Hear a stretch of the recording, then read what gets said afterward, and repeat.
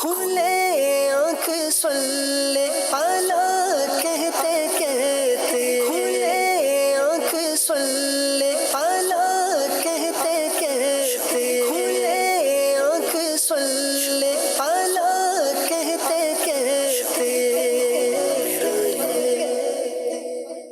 الحمدللہ رب العالمین والصلاة والسلام علی خاتم النبیین اما بعد فاعوذ باللہ من الشیطان الرجیم بسم اللہ الرحمن الرحیم الصلاة والسلام علیک یا رسول اللہ، الصلاة والسلام علیک یا حبیب اللہ، الصلاة والسلام علیک یا نبی اللہ وعلا آلک واصحابک یا نور اللہ۔ مدنی چینل کے ناظرین، پروگرام کھلے آنکھ صلی اللہ کہتے کہتے میں آپ سب کو خوش آمدید کہتے ہیں۔ اللہ پاک کے پیارے پیارے آخری نبی محمد عربی صلی اللہ تعالیٰ علیہ وآلہ وسلم نے ارشاد فرمایا کہ جس نے مجھ پر 10 مرتبہ صبح 10 مرتبہ شام درود پاک بھیجا، اسے قیامت کے دن میری شفاعت نصیب ہوگی۔ صلو علی الحبیب صلی اللہ تعالیٰ علی محمد صلی اللہ تعالیٰ علیہ وآلہ وسلم۔ مدنی چینل کے ناظرین، آج اللہ پاک کے پیارے پیارے نبی حضرت ایوب علیہ السلام کی سیرت پر ہم گفتگو کریں گے، مبلغین سے بات چیت کریں گے۔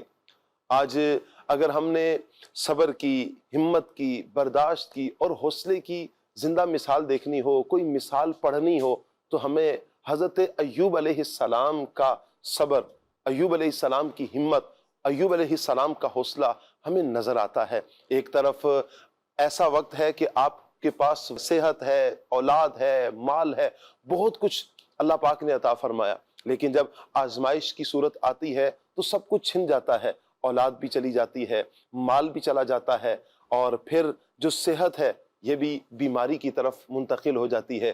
ایک لانگ ٹائم، ایک لمبا پیریڈ آپ بیمار رہتے ہیں، اور اس بیماری میں بھی حضرت ایوب علیہ السلام کی سیرت سے ہمیں بہترین یہ پیغام ملتا ہے کہ آپ نے اللہ پاک کی ذات پر کبھی شکوہ نہیں کیا، اللہ کی ذات پر کبھی ایسا جملہ نہیں بولا کہ جو اللہ پاک کی ناراضی کا سبب بنتا ہو۔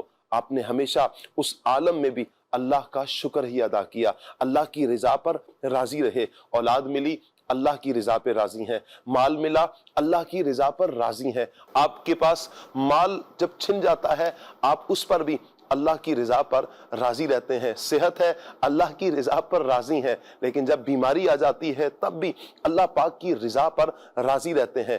یہ ہیں حضرت ایوب علیہ السلام، جن کی سیرت ہمیں صبر کا درس دیتی ہے، ہمت اور حوصلہ کرنے کا درس دیتی ہے، اور ساتھ میں یہ درس دیتی ہے کہ ہمیشہ اللہ پاک کی رضا پہ راضی رہنا ہے۔ آج میں اور آپ ہم سب اپنا اپنا محاسبہ ضرور کریں کہ ہم پر اگر تھوڑی سی مصیبت آ جائے، کوئی تکلیف آ جائے، ہماری کیفیت کیا ہوتی ہے، جبکہ ہمارے اسلاف کا انداز مبارک کتنا مبارک تھا کہ بڑی سے بڑی آزمائش پر بھی ہمارے اسلاف ہمیشہ صبر اور ہمت اور حوصلے سے ہی کام لیا کرتے تھے۔ حضرت ایوب علیہ السلام کی سیرت بہت نمایاں ہے صبر کے حوالے سے، ہمت اور حوصلہ اور اللہ کی رضا پر راضی رہنے کے حوالے سے۔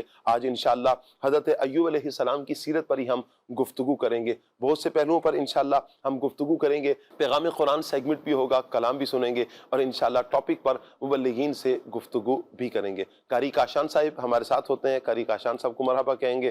انشاءاللہ ان کے ساتھ ہم پیغام قرآن سیگمنٹ کریں گے۔ السلام علیکم۔ ماشاءاللہ، الحمدللہ، آپ ٹھیک ہیں؟ ماشاءاللہ۔ بلال سعید بھائی کی آپ کچھ دیر میں انشاءاللہ زیارت کریں گے، اور خلیل بھائی انشاءاللہ آج ہمارے ساتھ ہوں گے۔ مرحبا کہتے ہیں خلیل بھائی کو۔ السلام علیکم ورحمۃ اللہ، بہت دنوں بعد۔ ماشاءاللہ، بسم اللہ صلی اللہ علیہ وسلم۔ کیسے ہیں خلیل بھائی؟ ٹھیک ہیں؟ اللہ پاک برکت عطا فرمائے۔ تشریف رکھیے۔ آئیے مدنی چینل کے ناظرین سیگمنٹ کی طرف بڑھتے ہیں، اور سیگمنٹ ہے پیغام قرآن۔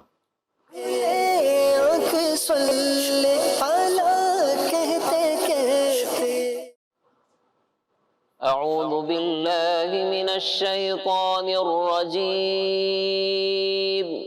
اللہ کی پناہ مانگتا ہوں میں شیطان مردود سے۔ بسم اللہ الرحمن الرحیم۔ اللہ کے نام سے شروع جو نہایت مہربان رحمت والا ہے۔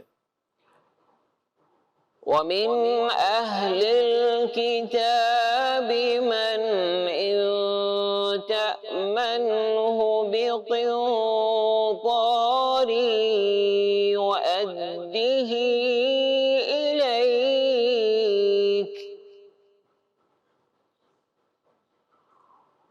ومنهم من إن تأمنه بدينار لا يؤده إليك إلا ما دمت عليه قائما ذلك بأنهم قالوا ليس علينا في الأميين سبيل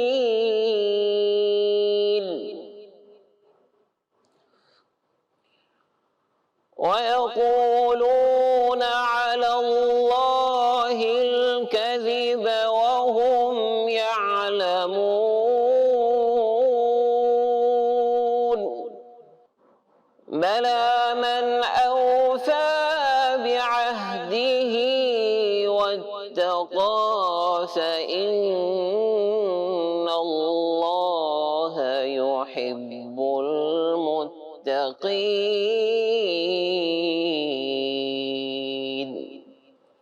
اور اہل کتاب میں کوئی تو وہ ہے کہ اگر تم اس کے پاس ایک ڈھیر بھی امانت رکھ دو تو وہ تمہیں پورا پورا ادا کر دے گا، اور انہی میں سے کوئی وہ ہے کہ اگر تم اس کے پاس ایک دینار بھی امانت رکھ دو تو جب تک تم اس کے سر پر کھڑے نہیں رہو گے وہ تمہیں ادا نہیں کرے گا۔ ان کی یہ بددیانتی اس وجہ سے ہے کہ وہ کہتے ہیں کہ ان پڑھوں کے معاملے میں ہم سے کوئی پوچھ گچھ نہیں ہوگی، اور یہ اللہ پر جان بوجھ کر جھوٹ باندھتے ہیں۔ کیوں نہیں؟ جو اپنا وعدہ پورا کرے اور پرہیزگاری اختیار کرے تو بے شک اللہ پرہیزگاروں سے محبت فرماتا ہے۔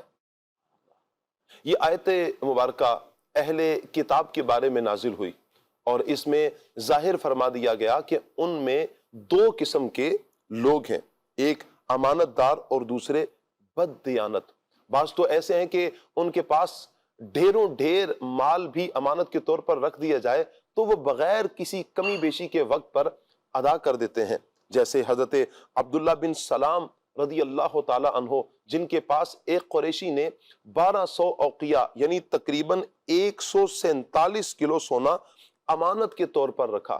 آپ نے اس کو ویسا ہی ادا کیا، اللہ پاک نے انہیں اسلام کی دولت عطا فرمائی اور انہوں نے ایمان قبول کیا اور نبی کریم صلی اللہ تعالی علیہ وآلہ وسلم کے صحابہ میں شامل ہو گئے۔ اور بعض اہل کتاب اتنے بد دیانت تھے کہ تھوڑے سے مال پر بھی ان کی نیت بگڑ جاتی تھی، جیسا کہ فنحاس بن عازورہ نامی یہودی، جس کے پاس کسی نے ایک اشرفی امانت کے طور پر رکھی تو وہ واپسی پر دینے سے مکر گیا۔ تو ان دونوں قسم کے لوگوں کے بارے میں فرمایا کہ اہل کتاب میں کوئی تو وہ ہے کہ اگر تم اس کے پاس ایک ڈھیر بھی امانت کے طور پر رکھ دو تو وہ تمہیں پورا پورا واپس کر دے گا، اور انہی میں سے کوئی تو وہ ہے کہ اگر تم اس کے پاس ایک دینار بھی امانت کے طور پر رکھ دو تو جب تک تم اس کے سر پر کھڑے نہیں رہو گے اور بار بار اس کا تقاضا نہیں کرو گے تو وہ تمہیں ادا نہیں کرے گا۔ گویا کہ اللہ پاک کے ڈر سے نہیں بلکہ لوگوں کے ڈر سے اور بار بار تقاضے پر ہی امانت ادا کرے گا، اور ایسی امانت داری قابل تعریف نہیں جو بلند اخلاقی اور خوف خدا کی وجہ سے نہ ہو، بلکہ لوگوں کے ڈر اور لوگوں کے خوف کی وجہ سے ہو، اور بار بار تقاضے پر ہی جب امانت واپس کی جائے تو یہ قابل تعریف نہیں ہے۔ یہودی اس طرح بددیانتی کی حرکتیں کرتے اور اپنے نفس کو اس ہیلے بہانے سے راضی کرتے کہ اللہ پاک نے اپنی کتابوں میں دوسرے دین والوں کے مال ہضم کر جانے کا حکم دیا ہے، اور ان کی یہ بات اللہ تعالیٰ پر بہتان ہے۔ اس سے معلوم ہوا کہ دھوکے اور ظلم کے طور پر کسی کا مال دبا لینا حرام ہے، اگرچہ وہ کسی دوسرے مذہب کا ہی ہو۔ نبی کریم صلی اللہ علیہ وآلہ وسلم ہجرت کی رات حضرت علی رضی اللہ تعالی عنہ کرم اللہ تعالی وجہ الکریم کو ان لوگوں کی امانتوں کی ادائیگی کی ذمہ داری دے کر گئے کہ جو نبی کریم صلی اللہ علیہ وآلہ وسلم کے قتل کا ارادہ کر رہے تھے اور جن سے تنگ ہو کر میرے آقا صلی اللہ علیہ وآلہ وسلم ہجرت کر رہے تھے۔ سبحان اللہ، ایک طرف تو یہ کیفیت ہے، اے کاش کہ ہمارے مسلمان بھائی بھی غور فرمائیں اور نبی کریم صلی اللہ علیہ وآلہ وسلم کی پیاری سنت پر عمل پیرا ہوں۔ اب غور بھی کیا جائے کہ ہم پیارے آقا صلی اللہ تعالی علیہ وآلہ وسلم کی اداؤں پر عمل کر رہے ہیں یا کس کی ادا پر، غیروں کے طریقے پر عمل کر رہے ہیں۔ ایک مسلمان کے لیے تو لازم یہی ہے کہ پیارے آقا صلی اللہ علیہ وآلہ وسلم کی اداؤں پر عمل کرے۔ فرمایا کیوں نہیں، جو اپنا وعدہ پورا کرے اور پرہیزگاری اختیار کرے تو بے شک اللہ پرہیزگاروں سے محبت فرماتا ہے۔ یہودیوں کی بات ہے کہ دوسرے مذہب والوں سے بددیانتی کرنے پر ان سے کوئی پوچھ گچھ نہیں ہوگی، یہ بات بیان کی گئی۔ اس کے بعد اللہ پاک نے اپنا قانون بیان فرما دیا کہ دوسروں سے بددیانتی کرنے پر پوچھ گچھ کیوں نہیں ہوگی۔ وعدہ پورا کرنا اور امانت کا ادا کرنا دونوں چیزیں پرہیزگاری کے ساتھ تعلق رکھتی ہیں، اور پرہیزگاری اللہ تعالیٰ کو نہایت محبوب ہے۔ تو جو اللہ کی پسند پر چلے گا تو وہ اللہ تعالیٰ کا محبوب بنے گا، اور جو اللہ پاک کی پسند کی مخالفت کرے گا اس پر ضرور مؤاخذہ کیا جائے گا، پوچھ گچھ کی جائے گی۔ اس سے معلوم ہوتا ہے کہ جو کسی سے وعدہ کیا جائے تو اس وعدے کو ضرور بالضرور پورا کیا جائے۔ بَلَىٰ مَنْ أَوْفَىٰ بِعَهْدِهِ وَاتَّقَىٰ فَإِنَّ اللَّهَ يُحِبُّ الْمُتَّقِينَ۔ صدق اللہ العظیم۔ جزاک اللہ۔ اللہ پاک نور قرآن سے ہم سب کے سینوں کو منور فرمائے اور قرآن و سنت کے مطابق اللہ پاک ہمیں زندگی بسر کرنے کی توفیق عطا فرمائے۔ آج انشاءاللہ قاری کاشان صاحب ہمارے ساتھ ایز مبلغ ہوں گے۔ ہمیں کمنٹس بھی آتے رہے کہ قاری کاشان صاحب ماشاءاللہ مدنی بھی ہیں تو ان کو بھی ایز مبلغ بھی لیں، ماشاءاللہ آتے بھی ہیں۔ اب انشاءاللہ آج خصوصیت کے ساتھ ایز مبلغ بھی تشریف لائیں گے۔ بلال سعید بھائی کو مرحبا کہتے ہیں جی، ہمارے ساتھ بلال بھائی بھی ہوں گے۔ اللہ پاک برکتیں عطا فرمائے۔ السلام علیکم۔ ماشاءاللہ، کیسے ہیں بلال بھائی؟ ٹھیک ہے ماشاءاللہ۔ نقیب عارف مدنی بھائی بھی ہمارے ساتھ ہوں گے جی، مرحبا کہتے ہیں۔ السلام علیکم۔ کیسے ہیں؟ خیریت سے ہیں؟ ٹھیک ہے، اللہ پاک برکتیں عطا فرمائے۔ مدنی چینل کے ناظرین، خلیل بھائی ہمارے ساتھ ہیں۔ خلیل بھائی سے انشاءاللہ ہم کلام سنیں گے اور پھر انشاءاللہ ٹاپک پر مبلغین سے گفتگو کریں گے۔ آئیے بڑھتے ہیں خلیل بھائی کی طرف۔ جی خلیل بھائی۔ صلی علی نبینا صلی علی محمد صلی علی شفیعنا صلی علی محمد صلی علی کریمنا صلی علی محمد۔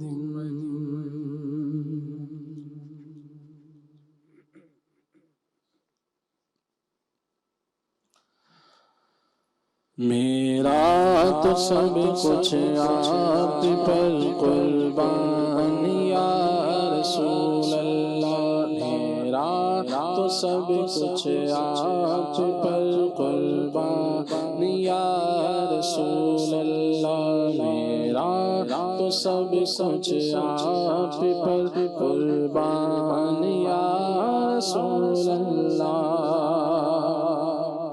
میرا تو سب کچھ آپ پر قربان یا رسول اللہ، قربان یا رسول اللہ، قربان یا رسول اللہ، قربان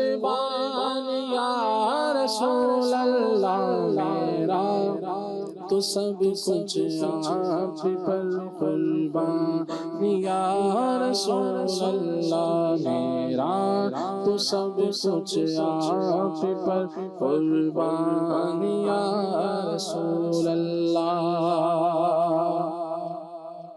سلطان جہاں محبوب خدا تیری شان و شوکت کیا کہنا سلطان جہاں محبوب خدا تیری شان و شوکت کیا کہنا ہر شے پہ لکھا ہے نام تیرا ہر شے پہ لکھا ہے نام تیرا تیرے ذکر کی رفعت کیا کہنا میرا تو سب کچھ آپ پر قربان یا رسول اللہ میرا تو سب کچھ آپ پر قربان یا رسول اللہ قرآن کلام باری ہے اور تیری زبان سے جاری ہے قرآن کلام باری ہے اور تیری زبان سے جاری ہے کیا تیری فصاحت پیاری ہے کیا تیری فصاحت پیاری ہے اور تیری بلاغت کیا کہنا میرا تو سب کچھ آپ پر قربان یا رسول اللہ میرا تو سب کچھ آپ پر قربان یا رسول اللہ ہر ذرہ تیرا دیوانہ ہر ذرہ تیرا دیوانہ ہے ہر دل میں تیرا کاشانہ ہے ہر ذرہ تیرا دیوانہ ہے ہر دل میں تیرا کاشانہ ہے ہر شمع تیری پروانہ ہر شمع تیری پروانہ اے شمع رسالت کیا کہنا میرا تو سب کچھ آپ پر قربان یا رسول اللہ میرا تو سب کچھ آپ پر قربان یا رسول اللہ صدیق عمر عثمان علی اور ان کے سوا اصحاب نبی صدیق عمر عثمان علی اور ان کے سوا اصحاب نبی صدیق عمر عثمان علی اور ان کے سوا اصحاب نبی قربان رہے آقا پہ سبھی قربان رہے آقا پہ سبھی کی خوب رفاقت کیا کہنا میرا تو سب کچھ آپ پر قربان یا رسول اللہ میرا تو سب کچھ آپ پر قربان یا رسول اللہ صدیق ہے جان صداقت کی فاروق ہے شان عدالت کی عثمان ہے کان مروت کی حیدر کی ولایت کیا کہنا دو پھول بطولی گلشن کے ایک سبز ہوئے ایک سرخ ہوئے دو پھول بطولی گلشن کے ایک سبز ہوئے ایک سرخ ہوئے بغداد و عرب جن سے مہکے بغداد و عرب جن سے مہکے ان پھولوں کی نکہت کیا کہنا میرا تو سب کچھ آپ پر قربان یا رسول اللہ میرا تو تو سب کچھ آپ پر قربان یا رسول اللہ، قربان یا رسول اللہ، قربان یا رسول اللہ، قربان یا رسول اللہ، میرا تو سب کچھ آپ پر قربان یا رسول اللہ۔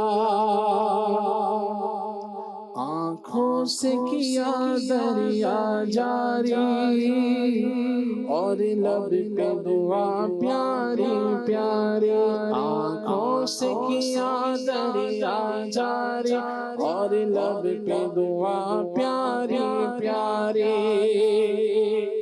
آنکھوں سے کیا دریا جاری اور لب پہ دعا پیاری پیاری، رو رو کے گزاری شب ساری، رو رو کے گزاری شب ساری، اے حامی امت کیا کہنا میرا تو سب کچھ آپ پر قربان یا رسول اللہ، میرا تو سب کچھ آپ پر قربان یا رسول اللہ، میرا تو سب کچھ آپ پر قربان یا رسول اللہ۔ باتوں سے ٹپکتی لذت ہے، آنکھوں سے برستی رحمت ہے، خطبے سے چمکتی حیبت ہے، اے شاہ رسالت کیا کہنا، سب مثل ہتھیلی پیش نظر، ہر غیب عیاں ہے سینے پر، یہ نور نظر یہ چشم بصر، یہ نور نظر یہ چشم بصر، یہ حکمت کیا کہنا میرا تو سب کچھ آپ پر قربان یا رسول اللہ، میرا تو سب کچھ آپ پر قربان یا رسول اللہ، قربان یا رسول اللہ، قربان یا رسول اللہ، قربان یا رسول اللہ، میرا تو سب کچھ آپ پر قربان یا رسول اللہ، میرا تو سب کچھ آپ پر قربان یا رسول اللہ۔ شہرت ہے جمیل اتنی تیری، یہ سب ہے کرامت مرشد کی، شہرت ہے جمیل اتنی تیری، یہ سب ہے کرامت مرشد کی، شہرت ہے جمیل اتنی تیری، یہ سب ہے کرامت مرشد کی، کہتے ہیں تجھے مداح نبی، کہتے ہیں تجھے مداح نبی، سب اہل سنت کیا کہنا میرا تو سب کچھ آپ پر قربان یا رسول اللہ، میرا تو سب کچھ آپ پر قربان یا رسول اللہ، قربان یا رسول اللہ، قربان یا رسول اللہ، قربان یا رسول اللہ، میرا تو سب کچھ آپ پر قربان یا رسول اللہ، میرا تو سب کچھ آپ پر قربان یا رسول اللہ۔ سبحان اللہ سبحان اللہ سبحان اللہ، میرا تو سب کچھ آپ پر قربان یا رسول اللہ۔ اللہ پاک یہ عقیدہ ہمیں آخری سانس تک اپنائے رکھنے کی توفیق عطا فرمائے اور اس پر ہمیں کاربند فرمائے۔ اللہ کرے کہ یہ ذہن بن جائے، جب ہم یہ کہہ دیتے ہیں کہ ہماری جان، ہمارا مال، ہمارا سب کچھ حضور کے نام پر قربان ہے، تو پھر آپ خود تصور کریں نا کہ جب ہم جان دینے کے لیے تیار ہیں تو پھر نمازوں کے لیے کتنا تیار ہونا ہے کہ نبی کریم صلی اللہ علیہ وآلہ وسلم نے نماز کو اپنی آنکھوں کی ٹھنڈک فرمایا، نماز کی ترغیبات ارشاد فرمائی ہیں، قرآن کی تلاوت خود رسول اللہ صلی اللہ علیہ وسلم نے فرمائی ہے۔ تو اسی طرح دیگر جو نیک اعمال نیک اعمال جو پیارے آقا صلی اللہ تعالیٰ علیہ وآلہ وسلم کی مبارک سیرت سے ہمیں ملتے ہیں، تو ایک جان قربان کرنے والا کیا اس پر یہ لازم نہیں کہ اپنے محبوب صلی اللہ علیہ وآلہ وسلم کی اداؤں پر عمل کرے، کوشش کرے کہ پیارے آقا صلی اللہ علیہ وآلہ وسلم کی اداؤں پر عمل کیا جائے۔ انشاءاللہ نبی کریم صلی اللہ علیہ وآلہ وسلم کی سنتوں پر عمل کرنا، حضور جان عالم صلی اللہ علیہ وسلم کی اتباع کرنا، حضور علیہ الصلوۃ والسلام کے بتائے ہوئے طریقہ کار کے مطابق اپنی زندگی کو بسر کرنے والا انشاءاللہ وہ دنیا میں بھی بھلائیاں پاتا ہے، وہ انشاءاللہ قبر و حشر میں بھی بھلائی پائے گا، اور اللہ نے چاہا کل قیامت کے دن بھی سرخرو اور جنت میں انشاءاللہ اللہ نے کرم فرمایا تو پیارے آقا صلی اللہ علیہ وآلہ وسلم کا پڑوس بھی نصیب ہوگا۔ اللہ کرے کہ اللہ پاک ہمیں ان سعادتوں پر عمل پیرا ہونے کی توفیق عطا فرما۔ آج کا ٹاپک مدنی چینل کے ناظرین سیرت حضرت ایوب علیہ السلام ہے۔ انشاءاللہ اس ٹاپک پر مبلغین سے گفتگو کریں گے۔ آپ سے گزارش ہے ایک مرتبہ پھر کہ آپ ہمارے ساتھ رہیں گے، پروگرام آپ نے مکمل دیکھنا ہے۔ بلال بھائی کی طرف بڑھیں گے اور سب سے پہلے تو حضرت ایوب علیہ السلام کا کچھ تعارف لیں گے اور حضرت ایوب علیہ السلام کا مبارک حلیہ کیسا تھا، انشاءاللہ اس پر ہم گفتگو کرتے ہیں۔ کیا کہیں گے بلال بھائی؟ حضرت سیدنا ایوب علیہ نبینا علیہ الصلوۃ والسلام اللہ تبارک و تعالیٰ کے بہت ہی برگزیدہ نبی ہیں، اور قرآن مجید فرقان حمید میں آپ کا جو ذکر مبارک ہے وہ 4 مرتبہ آیا ہے۔ سورہ نساء کی آیت نمبر 163 میں، سورہ انعام کی آیت نمبر 85 میں، سورہ انبیاء کی آیت نمبر 83 اور 84 میں، اور سورہ صاد جو 23ویں پارے میں ہے اس کی 41 سے 44 آیت تک آپ کا ذکر مبارک موجود ہے۔ آپ حضرت ابراہیم خلیل اللہ علیہ نبینا علیہ الصلوۃ والسلام کی جو اولاد ہے حضرت اسحاق علیہ السلام، تو آپ ان کی اولاد میں سے ہیں، اور آپ کی جو والدہ محترمہ ہے وہ حضرت لوط علیہ الصلوۃ والسلام کی اولاد میں سے ہیں، اور آپ کی جو زوجہ ہیں رحمت بنت افراہیم، تو یہ حضرت یوسف علیہ الصلوۃ والسلام کے جو بیٹے ہیں ان کی بیٹی ہیں۔ تو آپ کا بڑا ہی خوبصورت ذکر خیر قرآن مجید میں بھی ہے اور مفسرین نے اپنی کتب میں بھی کیا ہے کہ کس طرح آپ کو اللہ تبارک و تعالیٰ نے مال و دولت کی، نعمت کی فراوانی عطا کی تھی، اور بہت ساری نعمتیں اللہ تبارک و تعالیٰ نے آپ کو عطا فرمائی تھیں۔ تو اس کا جو ایک تفصیلی ذکر بھی ملتا ہے کتابوں میں، تفسیر کی کتب میں، وہ اس طرح ہے کہ آپ کے 7 بیٹے 7 بیٹیاں تھیں، اور آپ بہت مالدار، صحت مند اور بہت اولاد والے تھے، اور مویشیوں میں سے ہر قسم کے جانور آپ کے پاس موجود تھے۔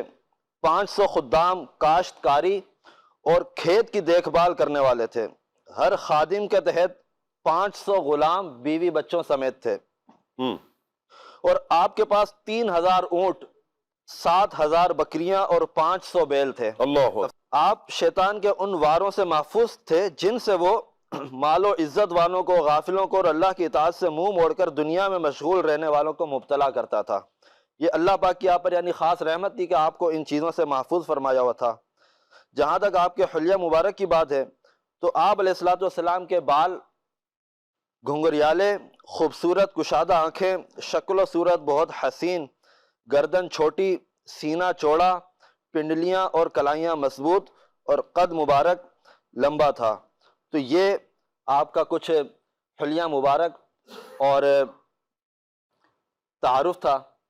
تو یوں حضرت ایوب علیہ نبینا علیہ الصلوۃ والسلام کے بارے میں مزید بھی چیزیں آتی ہیں کہ آپ انتہائی صابر اور شاکر تھے، اور کہا جاتا ہے حضرت ابن مسعود رضی اللہ تعالیٰ عنہ سے مروی ہے کہ قیامت والے دن آپ تمام صابرین کے سردار ہوں گے۔ سبحان اللہ۔ جتنے بھی صبر کرنے والے ہیں ان سب کے سردار حضرت ایوب علیہ الصلوۃ والسلام کو قرار دیا ہے۔ واہ واہ، یہ حضرت ایوب علیہ السلام کا کمال ہے۔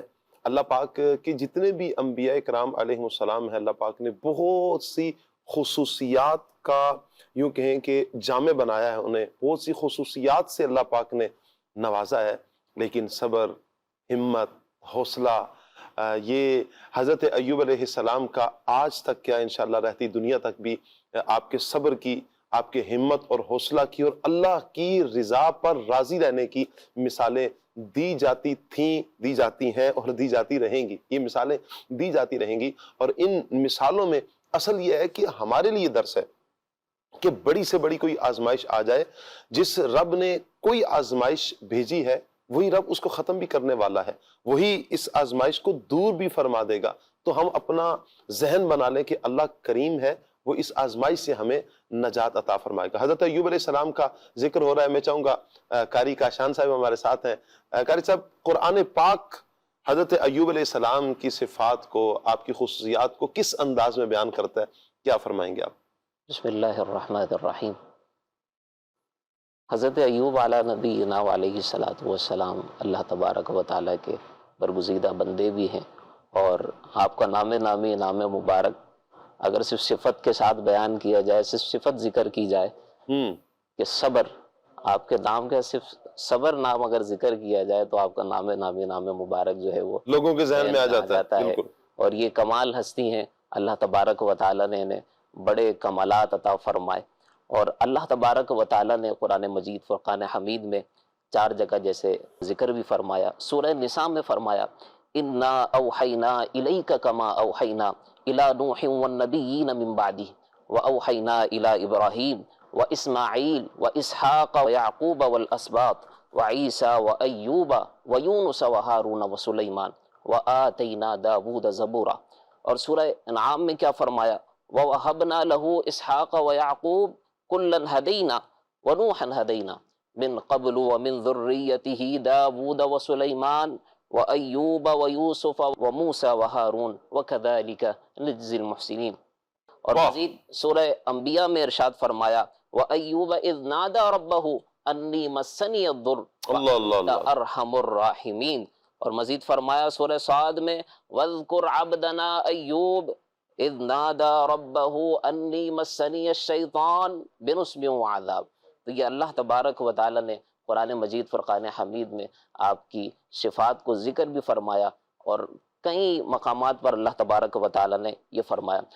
اچھا شاہ صاحب، رب تعالیٰ کی یہ محبوب بندے ہیں، اللہ تبارک و تعالیٰ ان کو آزمائش میں مبتلا فرماتا ہے، ان کے دین کے مطابق ان کو آزمائش میں مبتلا فرماتا ہے. یعنی جو بندہ جتنا اللہ تبارک و تعالیٰ کے قریب ہوگا اتنا ہی اللہ تبارک و تعالیٰ اس پر سخت آزمائش بھیجتا ہے.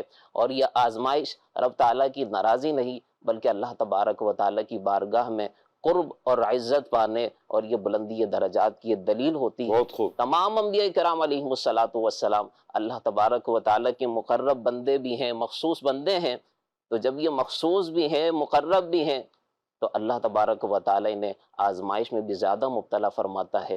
اللہ تبارک و تعالیٰ کی توفیق اور اس کی عطا سے ہی ان تمام انبیاء کرام علیہ الصلاۃ والسلام کا اس کی صبر اور رضا کا دامن تھام لینا یہ تمام بنی نوع انسان کو زندگی گزارنے کا سلیقہ سکھا دیتا ہے.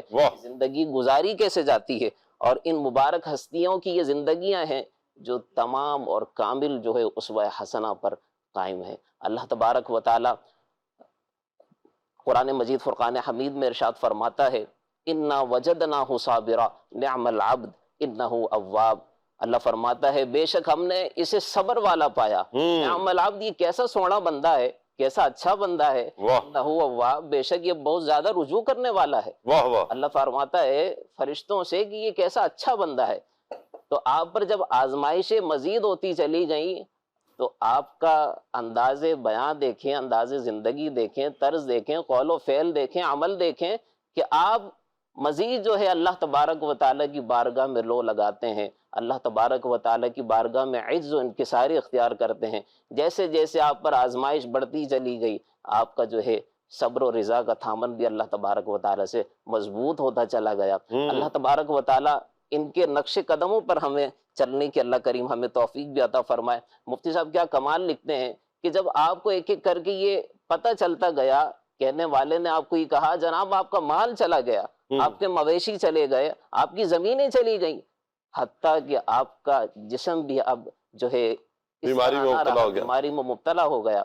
یہ سب چیزیں ہوئیں اور جب آپ کو یہ پتہ چلتا رہا تو یہ جواب جو ہے سننے والا ہے، تو آپ نے جواب کیا دیا کہ میں اس اللہ کی رضا پر راضی کہ اس نے مجھے اتنے سال سلامت رکھا، اب جب کچھ ٹائم آیا ہے اس نے مجھے بیماری میں مبتلا کیا ہے تو میں اس کا شکر گزار بندہ کیوں نہ بنوں، واہ واہ، اس کی رضا پر راضی۔ جب تک اس نے مجھے دے رکھا تھا تو وہ میرے پاس تھا، جب اس نے مجھ سے لے لیا تو وہ اسی کا ہے، میں اس کی رضا پر راضی۔ واہ واہ، اور اللہ تبارک و تعالیٰ نے قیامت کے دن تک قرآن مجید فرقان حمید میں یہ بتا دیا کہ جب جب حفاظ قرآن پڑھتے رہیں گے، تراویح میں قرآن پڑھا جاتا رہے گا، حضرت ایوب علیہ نبینا علیہ السلام کا ذکر خیر جو ہے وہ ہوتا رہے گا، ایوب علیہ السلام کا ذکر ہوتا رہے گا۔ کیوں ہوتا رہے گا؟ کہ میرے بندے نے صبر کا دامن ایسا تھاما کہ قیامت تک تا صبح قیامت اس کا ذکر بھی ہوتا رہے گا، اس کا چرچا بھی ہوتا رہے گا۔ واہ واہ، ہمارے لیے درس بھی ہے، اگر ہم بھی صبر کا دامن تھامنے تو اللہ تبارک و تعالی ہمیں بھی کیسے اکرام اور انعامات سے نوازے گا۔ اللہ کریم ہمیں آپ نے جو گفتگو میں فرمایا نا کہ حضرت ایوب علیہ السلام کا ایک کمال وہ یہ کہ آپ پر آزمائش جیسے جیسے بڑھتی گئیں آپ اللہ پاک کی طرف لو اور لگاتے گئے۔ اللہ یہ بڑی پیاری بات ہے مدنی چینل کے ناظرین کہ آزمائش بڑھ رہی ہیں، مشکلات آ رہی ہیں، آپ کو خبر مل رہی ہے آپ کے جو کھیت تھے وہ برباد ہو گئے، ختم ہو گئے، آپ اللہ پاک کی طرف مزید لو لگا رہے ہیں۔ اچھا، آپ کے مویشی ختم ہو گئے، ہلاک ہو گئے، مر گئے، اچھا جیسے آپ کو خبر ملتی ہے آپ مزید اللہ پاک کی طرف لو لگاتے ہیں۔ آپ کو آپ کی اولاد کے بارے میں پتہ چلتا ہے، آپ مزید اللہ پاک کی طرف، جب خود بیماری میں مبتلا ہوتے ہیں تو آپ مزید اللہ پاک کی طرف لو لگاتے ہیں کہ جس کا مال تھا اسی نے لے لیا، جب تک میرے پاس تھا اللہ نے مجھے اپنی رحمت سے عطا کیا ہوا تھا۔ یہ کتنا پیارا کانسیپٹ ہے نقیب بھائی کہ اگر آزمائش آئے، مصیبت آئے، بجائے اس کے کہ واویلا کیا جائے، بجائے اس کے کہ شور شرابہ کیا جائے، بجائے اس کے کہ ہم معاذ اللہ شکوہ اور شکایت کریں، ہمیں تو اپنے بزرگوں کے، اپنے اسلاف کی زندگی سے یہ درس ملتا ہے کہ وہ تو جس قدر آزمائش آتی تھی وہ اس قدر اللہ پاک سے لو لگاتے تھے۔ کیا کہیں گے؟ بسم اللہ الرحمن الرحیم۔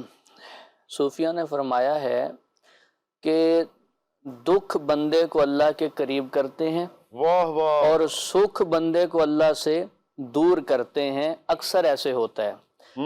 یہ لازمی نہیں ہے، لازمی نہیں ہے۔ جی اور ہم حضرت ایوب علیہ السلام کا ذکر کر رہے ہیں تو اس سے ایک بات یہ سمجھ میں آتی ہے کہ بندہ اگر کوئی کہے یار میں نماز بھی پڑھ رہا ہوں، صدقے بھی دیتا ہوں، نیکیاں بھی کرتا ہوں، پھر میرے اوپر آزمائش آ گئی ہے، آزمائش آنے کا مطلب یہ نہیں ہے کہ صرف گناہوں کی وجہ سے آزمائش آتی ہے۔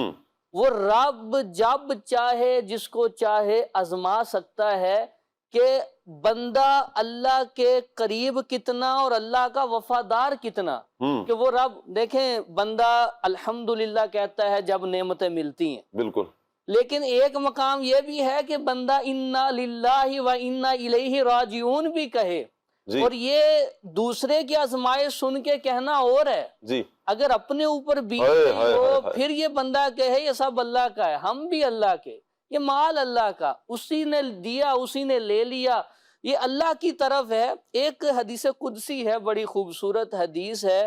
حدیث قدسی میں اللہ تبارک و تعالیٰ فرماتا ہے ان تابوا الیہ فانا حبیبہم، واہ، اگر یہ بندے میری بارگاہ میں توبہ کریں تو میں ان کا حبیب، اللہ اکبر، واہ واہ، ان لم یتوبوا فانا طبیبہم، اگر یہ توبہ نہیں کرتے نا تو میں ان کا طبیب ہوں، اللہ اکبر، جب توبہ نہیں کر رہے پھر میں آزمائشوں میں مبتلا کرتا ہوں، مصیبتوں میں مبتلا کرتا ہوں، تاکہ ان سے یہ جو گناہ کا بوجھ اور آخرت کے عذاب کا بوجھ ہے وہ میں ہلکا کروں۔ آزمائشیں آئی ہیں، پھر جب آزمائشیں دیتا ہوں پھر میں ان کی تکلیفوں میں شفا بھی دیتا ہوں۔ واہ، وہ آزمائشیں بھی رب دیتا ہے، شفا بھی رب دیتا ہے۔ اب دیکھیں حضرت ایوب علیہ السلام کا طرز زندگی کیا ہے، کیا آپ کے اوپر آزمائش آئی؟ اور کیسی آزمائش کہ حضرت جبریل امین نے پہلے آ کے عرض کی کہ اے اللہ کے نبی ایسی آزمائش آنے والی ہے پہاڑ بھی برداشت نہیں کر سکتے۔ آپ نے عرض کی اگر میرا تعلق اپنے محبوب سے قائم رہا جی تو پھر مجھے کہا جائے گا کہ کتنا اچھا بندہ ہے۔ جی اور کس کامیابی سے گزر گیا. آپ پہ آزمائش آئی, کتنی بڑی آزمائش ہے, کتنی بڑی, آپ کو کتنے بڑے امتحان میں ڈالا گیا ہے کہ 3000 اونٹ, 7000 بکریاں, 500 بیل, 7 بیٹے 7 بیٹیاں, وہ کھیت کھلیان, اتنا کچھ وہ پل بھر میں آپ سے لے لیا گیا, ختم ہو گیا. لیکن آپ سے جب کہا گیا کہ اللہ کی بارگاہ میں عرض کریں اور اس آزمائش سے آپ بری ہو جائیں, تو آپ نے اپنی بیوی رحمت سے کہا کہ مجھے اللہ نے 70 سال نعمتیں دی ہیں, جی اب بھی آزمائش کو تو وقت ہی نہیں ہوا, اللہ اکبر. 70 سال میں اس کی آزمائشوں پہ صبر تو کر لوں, پھر میں اللہ کی بارگاہ میں دعا کروں گا. پھر جب وہ دعا کا وقت آیا تو اللہ نے کس خوبصورتی سے آپ کے اس الفاظ کو ذکر فرمایا, قرآن میں ہے کہ پھر آپ نے عرض کیا کی اللہ کی بارگاہ میں کہ وَأَيُّوبَ إِذْ نَادَى رَبَّهُ أَنِّي مَسَّنِيَ الضُّرُّ, کہ یا اللہ آزمائش نے مجھے چھو لیا ہے. دوسرے الفاظ میں فرمایا دوسری جگہ اِذْ نَادَى رَبَّهُ أَنِّي مَسَّنِيَ الشَّيْطَانُ بِنُصْبٍ وَعَذَابٍ, کہ مجھے شیطان نے چھوا. تو شاہ صاحب اس پورے کا خلاصہ یہ ہوا کہ جب آزمائش آئے تو سب سے پہلے رجوع کرنے کی جو ذات ہے وہ اللہ کی ذات ہے. بے شک. ہمیں سب سے پہلے اپنے رب سے رجوع کرنا چاہیے. ملتان کا ایک واقعہ پڑھنے کو ملا کہ ایک شخص مسجد کے اندر تھا, رو رہا ہے, گڑ گڑا رہا ہے, شفا کی دعائیں مانگ رہا ہے. اچھا. ایک بندے نے اس کی دعا کو سنا اور سن کے کہا شاید اس کے پاس پیسے نہیں ہے, کیا معاملہ ہے, تو آزمائش میں ہے, شفاؤں کی دعائیں کر رہا ہے. جب وہ مسجد سے باہر نکلا تو اس نے کہا میں تمہاری مدد کرتا ہوں, کتنے پیسے چاہیے. اس نے کہا یہ دیکھ رہے ہو یہ گاڑی جو کھڑی ہوئی ہے بڑی, یہ میری گاڑی ہے, اچھا. پیسے میرے پاس بہت ہیں, اللہ اکبر. لیکن میں پیسوں کی وجہ سے نہیں رو رہا, پیسے بہت ہیں, اچھی جگہ علاج ہو رہا ہے, میں رب کی بارگاہ میں رو اس لیے رہا ہوں کہ نہ پیسوں نے شفا دینی ہے, نہ ڈاکٹر نے شفا دینی ہے, شفا تو رب نے دینی ہے, اس لیے میں رب کی بارگاہ میں رجوع کر رہا ہوں. اللہ اکبر. اللہ کی بارگاہ میں رجوع لانا چاہیے. ہے جو بیمار ہیں ان کو صحت عطا کر. آمین. اللہ کرے کہ ہمارے مریضوں کو شفا نصیب ہو جائے. وہ سے میسیجز بھی آتے ہیں خلیل بھائی, دعائیہ اشعار بھی میں چاہوں گا کہ آپ. کرم مانگتا ہوں, عطا مانگتا ہوں, الہی میں تجھ سے دعا مانگتا ہوں.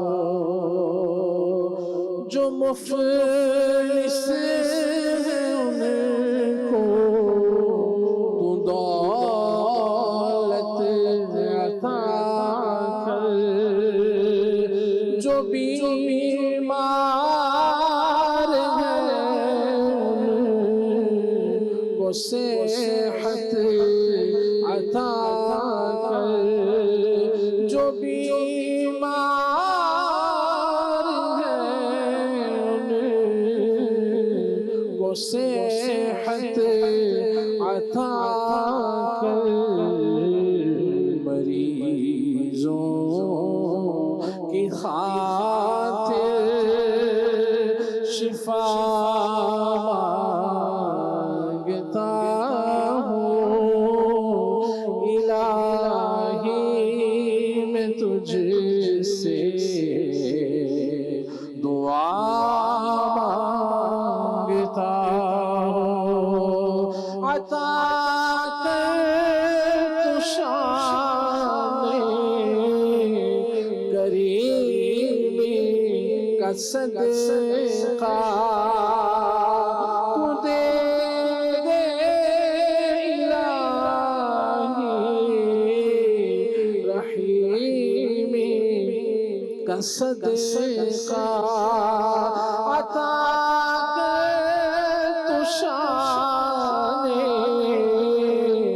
کریمی کا صدقہ تو دے دے الہی, रहीम का सदका न मांगूंगा तुझसे तो मांगूंगा किससे न मांगूंगा तुझसे तो मांगूंगा किससे इलाही मैं तुझसे दुआ मांगता हूँ करम मांगता हूँ अता मांगता हूँ इलाही मैं तुझसे दुआ मांगता हूँ रसूले पाक की दुखियारी उम्मत पर इनायत कर मरीजों गमज़दों आफत नसीबों पर करम मौला इलाही मैं तुझसे दुआ मांगता हूँ इलाही मैं तुझसे दुआ मांगता हूँ इलाही मुहम्मद के सदक़े शिफा दे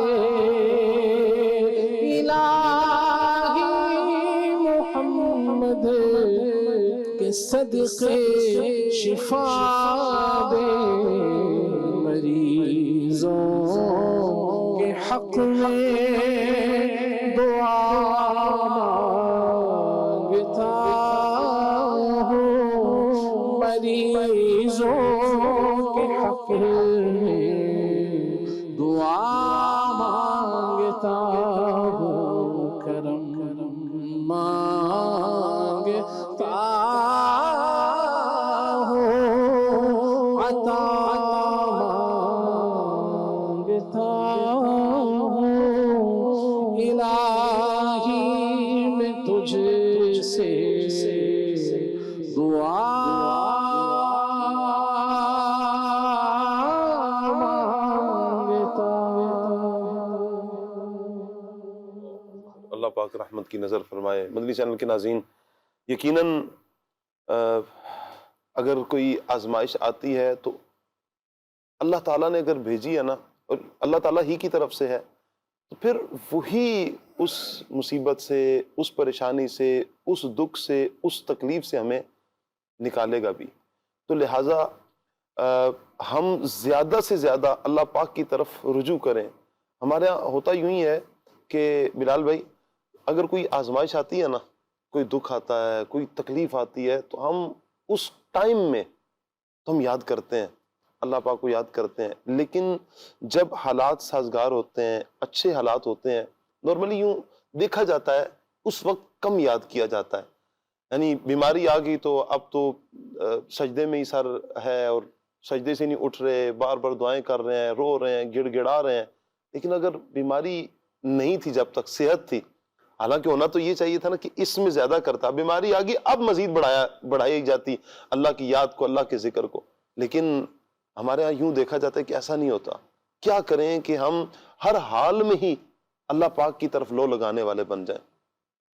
बेशक वफ़ा का तकाज़ा तो यही है कि चाहे अच्छे हाल में हो बंदा या आजमाइशों में हो, हर दम अल्लाह तबारक व तआला से लो लगा के रखे जी, और अल्लाह तबारक व तआला की बारगाह में हाजिर रहे। कभी भी अल्लाह तबारक व तआला की याद से गाफिल ना हो कि खुशियाँ देने वाला भी अल्लाह रब्बुल आलमीन है, और अगर कोई आजमाइश आ गई है तो वो भी उसी की तरफ से है जी। जो हमारे जो नेक सालिहीन जो बंदे अल्लाह तबारक व तआला के, उनका तो ये खूबसूरत वस्फ होता था कि वो हर हाल में ही अल्लाह तबारक व तआला की तरफ लो लगाए रखते थे।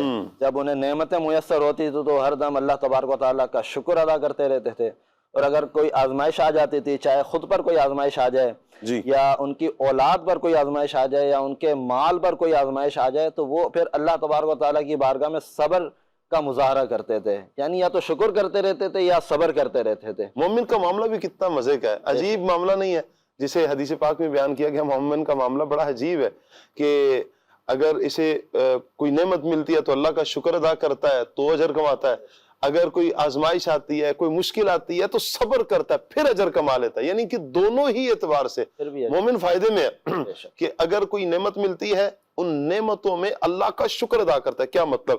کہ اس عالم میں بھی بندے کی توجہ اللہ پاک کی ذات کی طرف ہے، وہ اللہ پاک کی ذات کو بھولتا نہیں ہے، ہر حال میں اللہ پاک کی طرف لو لگاتا ہے، اللہ پاک کی طرف رجوع کرتا ہے، تو اس پر بھی اجر بندہ پاتا ہے۔ اب اگر کوئی آزمائش آ گئی، کوئی دکھ آ گیا، کوئی تکلیف آ گئی، کوئی اپنی ذات کے حوالے سے، تو پھر بندہ اب کیا کرتا ہے کہ صبر کر کے اللہ پاک کی طرف لو لگاتا ہے، چونکہ یہ آزمائش اللہ پاک کی طرف سے آئی ہے، اللہ کا حکم ہے صبر کریں، وبشر الصابرین، صبر کرنے والوں کے لیے پھر بشارتیں بھی ہیں۔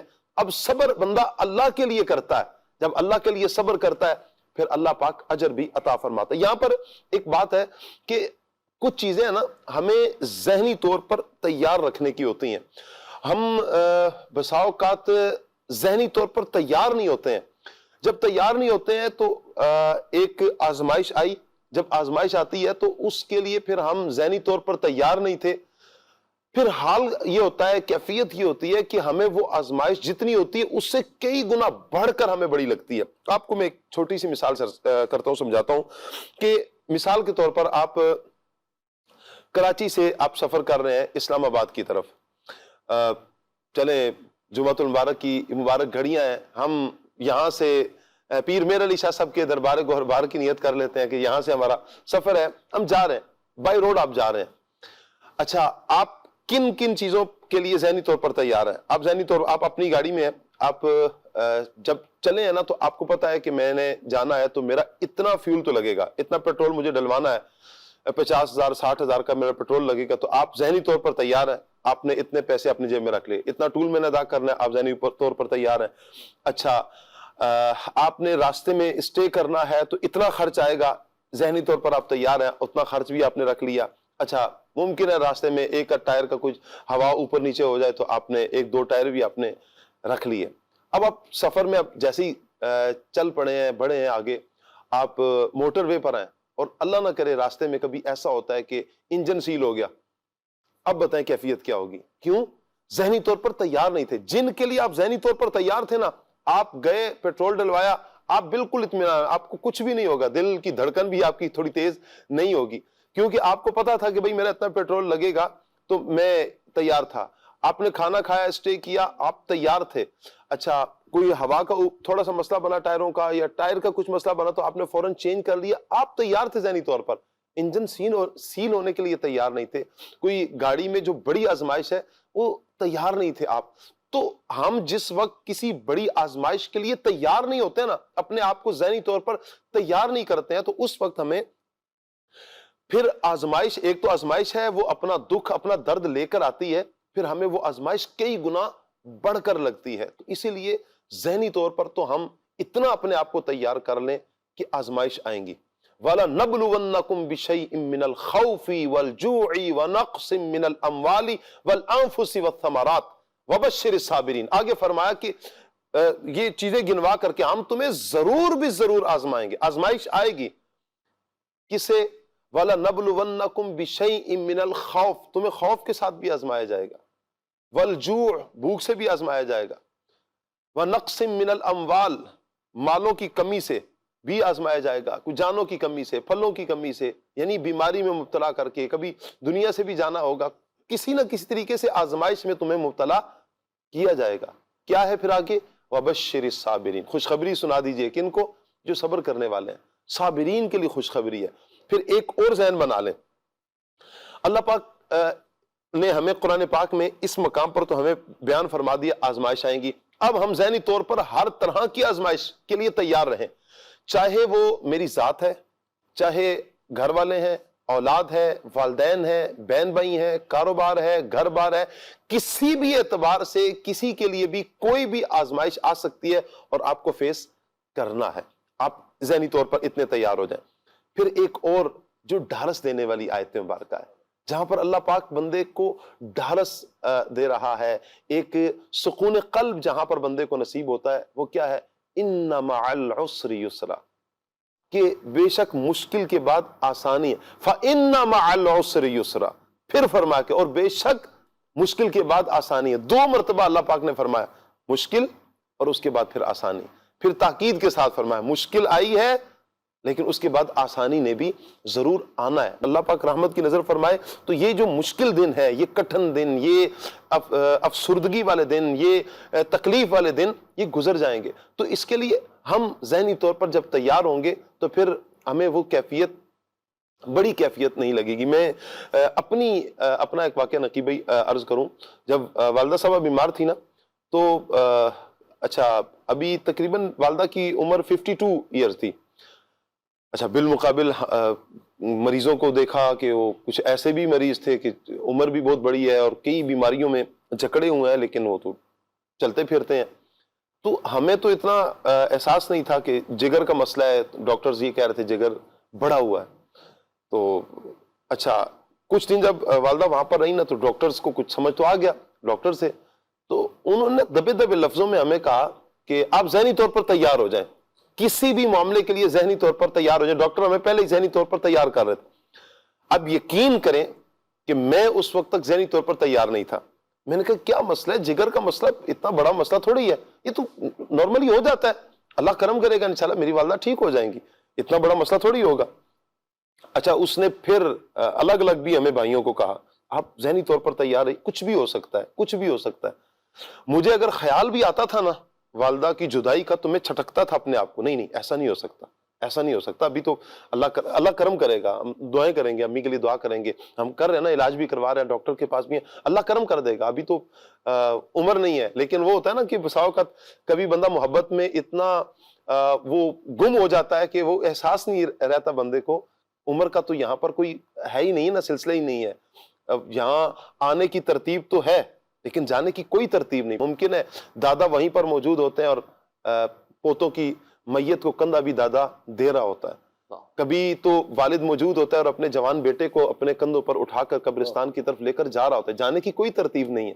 تو میں اپنا عرض کروں کہ جس وقت پھر والدہ کا انتقال ہوا تو وہ کیفیت تھی کہ جو بیان سے باہر ہے، چونکہ میں ذہنی طور پر تیار نہیں تھا. تو اس وقت مجھے اللہ پاک بھلا کرے ہمارے سلمان بھائی کا، تو یوں والدہ کی محبت میں نا بہت زیادہ روتا تھا. تو مجھے سلمان بھائی نے نا، نقیب بھائی ایک مرتبہ کہا، مجھے سلمان بھائی کا یہ جملہ بڑا نا ڈھارس دیا اس جملے نے نا. پھر مجھے کچھ چیزیں نا بالکل کہتے ہیں نا، کچھ چیزیں ہوتی ہیں ایک جملے سے نا بڑی آشکار ہو جاتی ہیں. مجھے سلمان بھائی نے کہا شاہ صاحب ذہنی طور پر ہر معاملے کے لیے آپ تیار ہو جائیں، ہر معاملے کے لیے آپ ذہنی طور پر تیار ہو جائیں. آپ جس دکھ کو، آپ نے بہت بڑا دکھ لے لیا ہو نا، واقعتاً دکھ چھوٹا نہیں ہے، بہت بڑا ہے، لیکن آپ کے لیے یہ مزید بڑا ہے کیونکہ آپ ذہنی طور پر تیار نہیں ہیں. تو آپ کچھ بھی ہو سکتا ہے، کچھ بھی ہو سکتا ہے، آپ ذہنی طور پر تیار رہیں. وہ والدین، وہ بہن بھائی، وہ بچے، وہ گھر والے، کسی کے ساتھ بھی کاروبار، گھر بار، کوئی بھی مسئلہ XYZ، کوئی بھی مسئلہ ہو سکتا ہے، آپ تیار رہیں. اب یقین کریں کہ جب یہ ذہن میں بات بیٹھی کہ میں نے کہا بھائی ہوگا تو وہی، ہم تو کچھ بھی نہیں کر سکتے، ہم تو بالکل کمزور بندے ہیں، ناتواں ہیں. غالب تو اللہ پاک کی ذات ہے، اللہ غالب ہے، وہی کرم کرنے والا ہے. اللہ پاک سے بس ہم عافیت کا سوال کرتے ہیں. اللہ پاک رحمت کی نظر فرمائے، عافیت والا معاملہ اللہ پاک ہمارے ساتھ مہربانی فرما دے. تو ذہنی طور پر میں عرض جو کرنا چاہ رہا تھا، کوئی بھی مشکل آئے نا، مشکل کے آنے سے پہلے آپ ذہنی طور پر تیار ہو جائیں مشکلات کو فیس کرنے کے لیے، مشکلات کا سامنا کرنے کے لیے. جب آپ خوش اسلوبی کے ساتھ، حاضر دماغی کے ساتھ ان مشکلات کا سامنا کریں گے تو اللہ مشکل سے بھی بچائے گا، مشکل سے بھی نکالے گا، اور پھر اللہ اجر بھی عطا فرمائے گا اور بہتر اسباب بھی اللہ پاک ہمیں ضرور عطا فرمائے گا. اللہ پاک ہمیں عمل کی توفیق عطا فرمائے. کچھ کالز ہیں، آئیے کال لیتے ہیں. حجرہ شاہ مقیم سے ظہیر احمد سیالوی عرض گزار ہوں، سلسلہ کھلے آنکھ صلی علی کہتے کہتے ماشاءاللہ بڑا پیارا ہے۔ قبلہ سیدی شاہ صاحب، میرا سوال یہ ہے کہ حضرت ایوب علیہ نبینا وعلیہ السلام پر جو آزمائش آئی یہ کتنا عرصہ تقریباً رہی، اور اس دوران لوگ آپ سے کیسا سلوک کرتے رہے، آپ کا لوگوں سے کیسا سلوک رہا، اور آپ کی زوجہ نے اس دوران آپ کا کس طریقے سے ساتھ دیا، اس حوالے سے کچھ روشنی فرمائیں، جزاک اللہ خیرہ۔ آمین۔ کیا کہیں گے نقیب بھائی؟ بقیہ تمام باتوں کا تو ذکر ہو چکا ہے۔ آزمائش کا وقت ایک کیونکہ تاریخ کی بات ہے تو ایک روایت یہ ہے کہ 13 سال اور ایک ہے 18 سال۔ صحیح۔ آپ کی زوجہ کا جو آپ کے ساتھ معاملات تھے وہ آپ کے ساتھ وفادار رہیں، آپ کی خدمت کرتی رہیں، ضروریات کو پورا کرتی رہیں۔ اللہ، بقیہ لوگ آپ کی آزمائش کو دیکھ کے آپ سے دور ہو گئے۔ بہرحال یہ ساری باتوں کا ذکر تفصیل سے پہلے ہوا ہے۔ اللہ پاک برکت عطا یہاں فرمائے۔ پہ ایک خوبصورت بات یہ ہے کہ اگر ہم بزرگوں کا معمول دیکھیں نا تو جی۔ جب بھی ان پر کوئی آزمائش یا تکلیف والا معاملہ ہوتا تھا تو وہ کہتے تھے اللہ معیہ، اللہ ناظر الیہ، کہ اللہ میرے ساتھ ہے، اللہ مجھے دیکھ رہا ہے۔ تو یہ ایک ایسی چیز ہوتی تھی جب یہ کہتے تھے تو انہیں ایک اس سے ڈھارس ملتی تھی اور حوصلہ ان کا مزید بلند ہو جاتا تھا۔ اسی طرح قرآن مجید میں بھی ہے کہ حضور نبی کریم علیہ الصلوۃ والسلام نے ارشاد فرمایا لا تحزن ان اللہ معنا، واہ، کہ غم نہ کر، بے شک اللہ ہمارے ساتھ ہے۔ تو اس میں ہمارے لیے بھی سیکھنے کو یہ بات ہے کہ اگر کبھی ہمارے ساتھ کوئی ایسی چیز ہو تو ہمیں بھی یہ کہنا چاہیے اللہ معیہ، اللہ ناظر الیہ، کہ اللہ میرے ساتھ ہے، اللہ مجھے دیکھ رہا ہے، اللہ تعالیٰ میرے ساتھ اچھا ہی کرے گا۔ تو یہ ایک بڑی خوبصورت حدیث پاک ہے جس کا مفہوم بھی ہمیں ملتا ہے کہ اگر انسان پر کوئی آزمائشیں آتی بھی ہیں تو وہ اس کے لیے دیکھا جائے تو نعمت ہے، غور کرے تو وہ بھی اس کے لیے نعمت ہے کہ بعض اوقات جب بندے پر، مومن بندے پر کوئی آزمائشیں آتی ہیں تو ان آزمائشوں کی وجہ سے وہ گناہ اس سے جھڑتے رہتے ہیں، اور ایک وقت ایسا آتا ہے، حدیث پاک میں ہے کہ بندہ زمین پر چل پھر رہا ہوتا ہے لیکن اس کے اوپر کوئی بھی گناہ باقی نہیں رہتا۔ تو یوں بھی ہمیں غور کر لینا چاہیے کہ اگر ہمارے گناہ جھڑ رہے ہیں تو یہ ہمارے لیے ایک بہت ہی فائدہ مند بات ہے کہ اس طرح ہم اللہ تبارک و تعالیٰ کی بارگاہ میں آسان انداز میں ملاقات کر سکیں گے کہ ہمارے پاس گناہ نہیں ہوں گے، اور جس بندے کے پاس گناہ نہیں ہوں گے تو اسے اللہ تبارک و تعالیٰ کی بارگاہ میں قیامت کے دن شرمندہ نہیں ہونا پڑے گا۔ تو اللہ تبارک و تعالیٰ کی بارگاہ میں دعا یقیناً کرنی چاہیے کہ اللہ تبارک و تعالیٰ ہمیں آزمائشوں سے، آفتوں سے، مصیبتوں سے محفوظ فرمائے، لیکن کبھی آ جائے تو اس وقت بھی پازیٹیو انداز میں اس کو سوچنا چاہیے کہ اللہ تبارک و تعالیٰ ان آزمائشوں اور بیماریوں کی وجہ سے میرے جو گناہ ہیں ان کو معاف کر دے گا، اور میرے لیے جو آخرت کی منازل ہیں، قبر کی منازل ہیں، ان میں مجھے بہت آسانیاں نصیب ہوں گی۔ اللہ پاک برکتیں عطا فرمائے۔ جی انشاءاللہ اگر ہم ان پیاری باتوں پر عمل پیرا ہوتے ہیں تو انشاءاللہ اللہ نے چاہا تو آسانیاں ہوں گی۔ اللہ رحمت کی نظر فرمائے۔ اگلی کال لیتے ہیں۔ عبد القادر اتاری عرب شریف کے شہر نجران سے، ماشاءاللہ کھلے آنکھ صلی اللہ کہتے کہتے سلسلے میں خوش آمدید۔ ماشاءاللہ بہت ہی پیارا ٹاپک آپ لے کر چلیں شاہ صاحب، اللہ تعالی ہمیں بھی صابر بنائے، ہمیں بھی صبر کرنے والوں میں شمار فرمائے، اللہ تعالیٰ سب کو بار بار مدینے کی حاضری نصیب فرمائے۔ مجھے یہ کلام سنا دیجئے۔ جگہ دل لگانے کی دنیا نہیں ہے، یہ عبرت کی جا ہے، تماشا نہیں ہے۔ دعوت اسلامی زندہ باد۔ زندہ باد۔ اللہ پاک برکتیں عطا فرمائے۔ جی آپ کو خوشیاں نصیب فرمائے۔ بہت شکریہ آپ کا۔ عرب شریف کے شہر نجران سے آپ کال کرتے ہیں۔ خوش رہیں، آباد رہیں۔ اگلی کال لیتے ہیں۔ میرا نام محمد فراز ہے، میں صبح سندلا سانکر سے ہوں۔ شاہ صاحب آپ سب کیسے ہیں؟ میرا نعت خان سلامی بھائی سے یہ سوال ہے کہ تھوڑا سا پاؤں میں جل گیا ہے، پاؤں میں ایسی کون سی ٹوپ لگائیں کہ کیسے ٹھیک ہوئے گا؟ ایسا کوئی ٹوٹکا ہو تو بتائیں، جزاک اللہ خیرہ۔ اللہ پاک برکتیں عطا فرمائے۔ پاؤں جل گیا جی، اللہ پاک رحمت کی نظر فرمائے۔ انشاءاللہ ایک ساتھ لے لیتے ہیں۔ اگلی کال بھی دیجیے۔ بڑے پیارے پیارے پھولوں کے گلدستے ماشاء اللہ سامنے جلوہ فروز ہیں، اللہ پاک سب کی خوشبوؤں کو مہکتا رکھے۔ پیارے خلیل بھائی کی بارگاہ میں گزارش ہے کہ مشہور زمانہ آپ کا ہی پڑھا ہوا کلام خاک مدینہ ہوتی میں خاک سار ہوتا، یہ والا سنا دیں شاہ صاحب، حاضری مدینہ کی دعا فرما دیں۔ آمین آمین آمین۔ اللہ پاک جلد از جلد حاضری مدینہ نصیب فرمائے، اسی سال اللہ پاک حج کی سعادت بھی نصیب فرمائے۔ آمین۔ اگلی کال دیجیے۔ खलील भाई से रिक्वेस्ट करें कि चंबल के बारे में कोई इलाज बता दें। जी इंशाअल्लाह। मजीद कॉल लेते हैं। अहमद साबिर इकबाल मरकोट से बात कर रहा हूँ। मुझे ये नात सुना दें। नात खास अर्ज है। सरवर कहूँ के मालिक मौला कहूँ तुझे।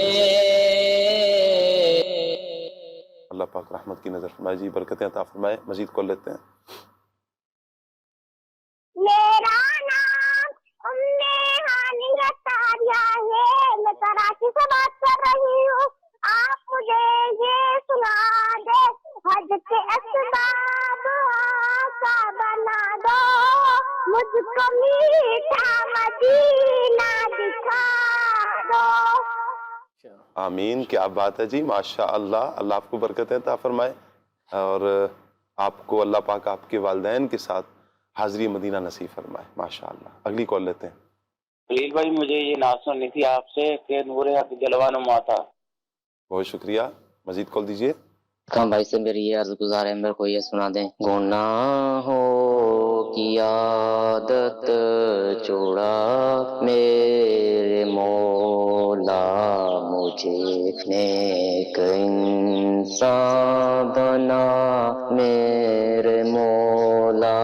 ये सुना दीजिए, जज़ाकल्लाहु खैरन। आमीन आमीन व इय्याका। अल्लाह आपको सलामत रखे जी। एक मैसेज है, कहते हैं अमीर हमजा कैसे हैं जी? अल्लाह पाक का शुक्र है जी, अमीर हमजा बिल्कुल ठीक है। अच्छा, ऐसा शेर सुना दें जिसमें लफ्ज़ गुनाहगार आता हो। गखड़ से ये मैसेज है और नकीब भाई ये शेर सुनाएंगे जी। नकीब भाई, कौन सा? जिसमें लफ्ज़ गुनाहगार आता हो। मैं गुनाहगार गुनाहों के सिवा क्या लाता। आगे नेकियां होती हैं सरकार नेकोकार के पास। ठीक हो गया। चलें जी, माशाल्लाह आपका जवाब दुरुस्त मान लेते हैं। आपको माशाल्लाह के साथ खलील भाई ने पहुंचा दिया ना आपको साथ ही। अल्लाह पाक बरकतें अता फरमाए जी। अच्छा जी, पूछना ये था कि बज़ाहिर तो वज़न इतना ज़्यादा नहीं है, लेकिन महसूस होता है कि ज़्यादा है, तो वज़न कम करने का कोई टोटका बयान फरमा दें जी। अच्छा जी, सूना जंगल इस कलाम की फरमाइश भी आई है। खाके मदीना होती इस कलाम की एक मरतबा फिर फरमाइश आई है। अच्छा जी खलील भाई, कुछ फरमाइशें भी हैं और कुछ इलाज। तो पहले हम कुछ इलाज ले लेते हैं, क्या फरमाएंगे? सल्लल्लाहु अलैहि हबीब सल्लल्लाहु अलैहि मुहम्मद सल्लल्लाहु अलैहि वसल्लम। अल्लाह करीम हमारे मरीजों पर नज़र रहमत फरमाए। कब्ज़ के हवाले से पूछा था। कब्ज़ के लिए ये है कि पानी ज़्यादा पिया जाए और सब्जियों का, फ्रूट का इस्तेमाल करें। अमरूद इसमें मुफीद होता है, पपीता मुफीद होता है। अंजीर जो है वो दूध में डालकर 3-4 अंजीर जी दूध में पका ली जाए। अच्छा, टुकड़े करके अंजीर के दूध में डाल के 1 गिलास दूध, आधा गिलास दूध डालकर उसको पका लें और जब वो अच्छी तरह पक जाए तो दूध भी पी लें, अंजीर भी खा लें अगर इसकी जेब इजाज़त देती है। सस्ता इलाज भी है। सस्ता इलाज ये है कि गुलकंद मिलती है। गुलकंद ये मीठी होती है, बच्चे भी ले सकते हैं। थोड़ी सी गुलकंद आधी चम्मच, 1 चम्मच गर्म दूध के साथ रात को ले लें तो इंशाल्लाह इससे भी कब्ज़ का मामला बेहतर हो जाएगा। ये अगर मुस्तकिल रहना शुरू हो जाए तो फिर क्या करें? बहुत ज़्यादा अरसा तक रहे और काफ़ी आजमाइश हो, पेट बसाव का फूला जा रहा होता है इसकी वजह से। कब्ज़ रहेगी तो गैस भी होगा, पेट भी फूलेगा, अफारा जिसको बोलते हैं वो भी होगा। तो मुख्तलिफ जैसे अलग अलग डकारें और मुख्तलिफ मामलात होते हैं, तो कब्ज़ ना रहे इसका ख्याल करना चाहिए। और इसके लिए जो भी है अपनी अपनी तबीयत होती है जी। बाज़ों की तबीयत में कब्ज़ जैसे एक तरह से यूँ के लिए शामिल ही होता है जी। तो उनको उसके एतबार से चलना होगा। जैसे किसी का ब्लड ग्रुप ए है, किसी का बी है जी। अब जिसका ए उसका ए ही रहेगा जी। तो अब उसको अब इसी तरह किसी की अगर तबीयत ऐसी है कि उसको कब्ज़ रहता है और वाकई ही वो जैसे तो उस पर इसको गौर करना चाहिए कि ग़िज़ा क्या खाए।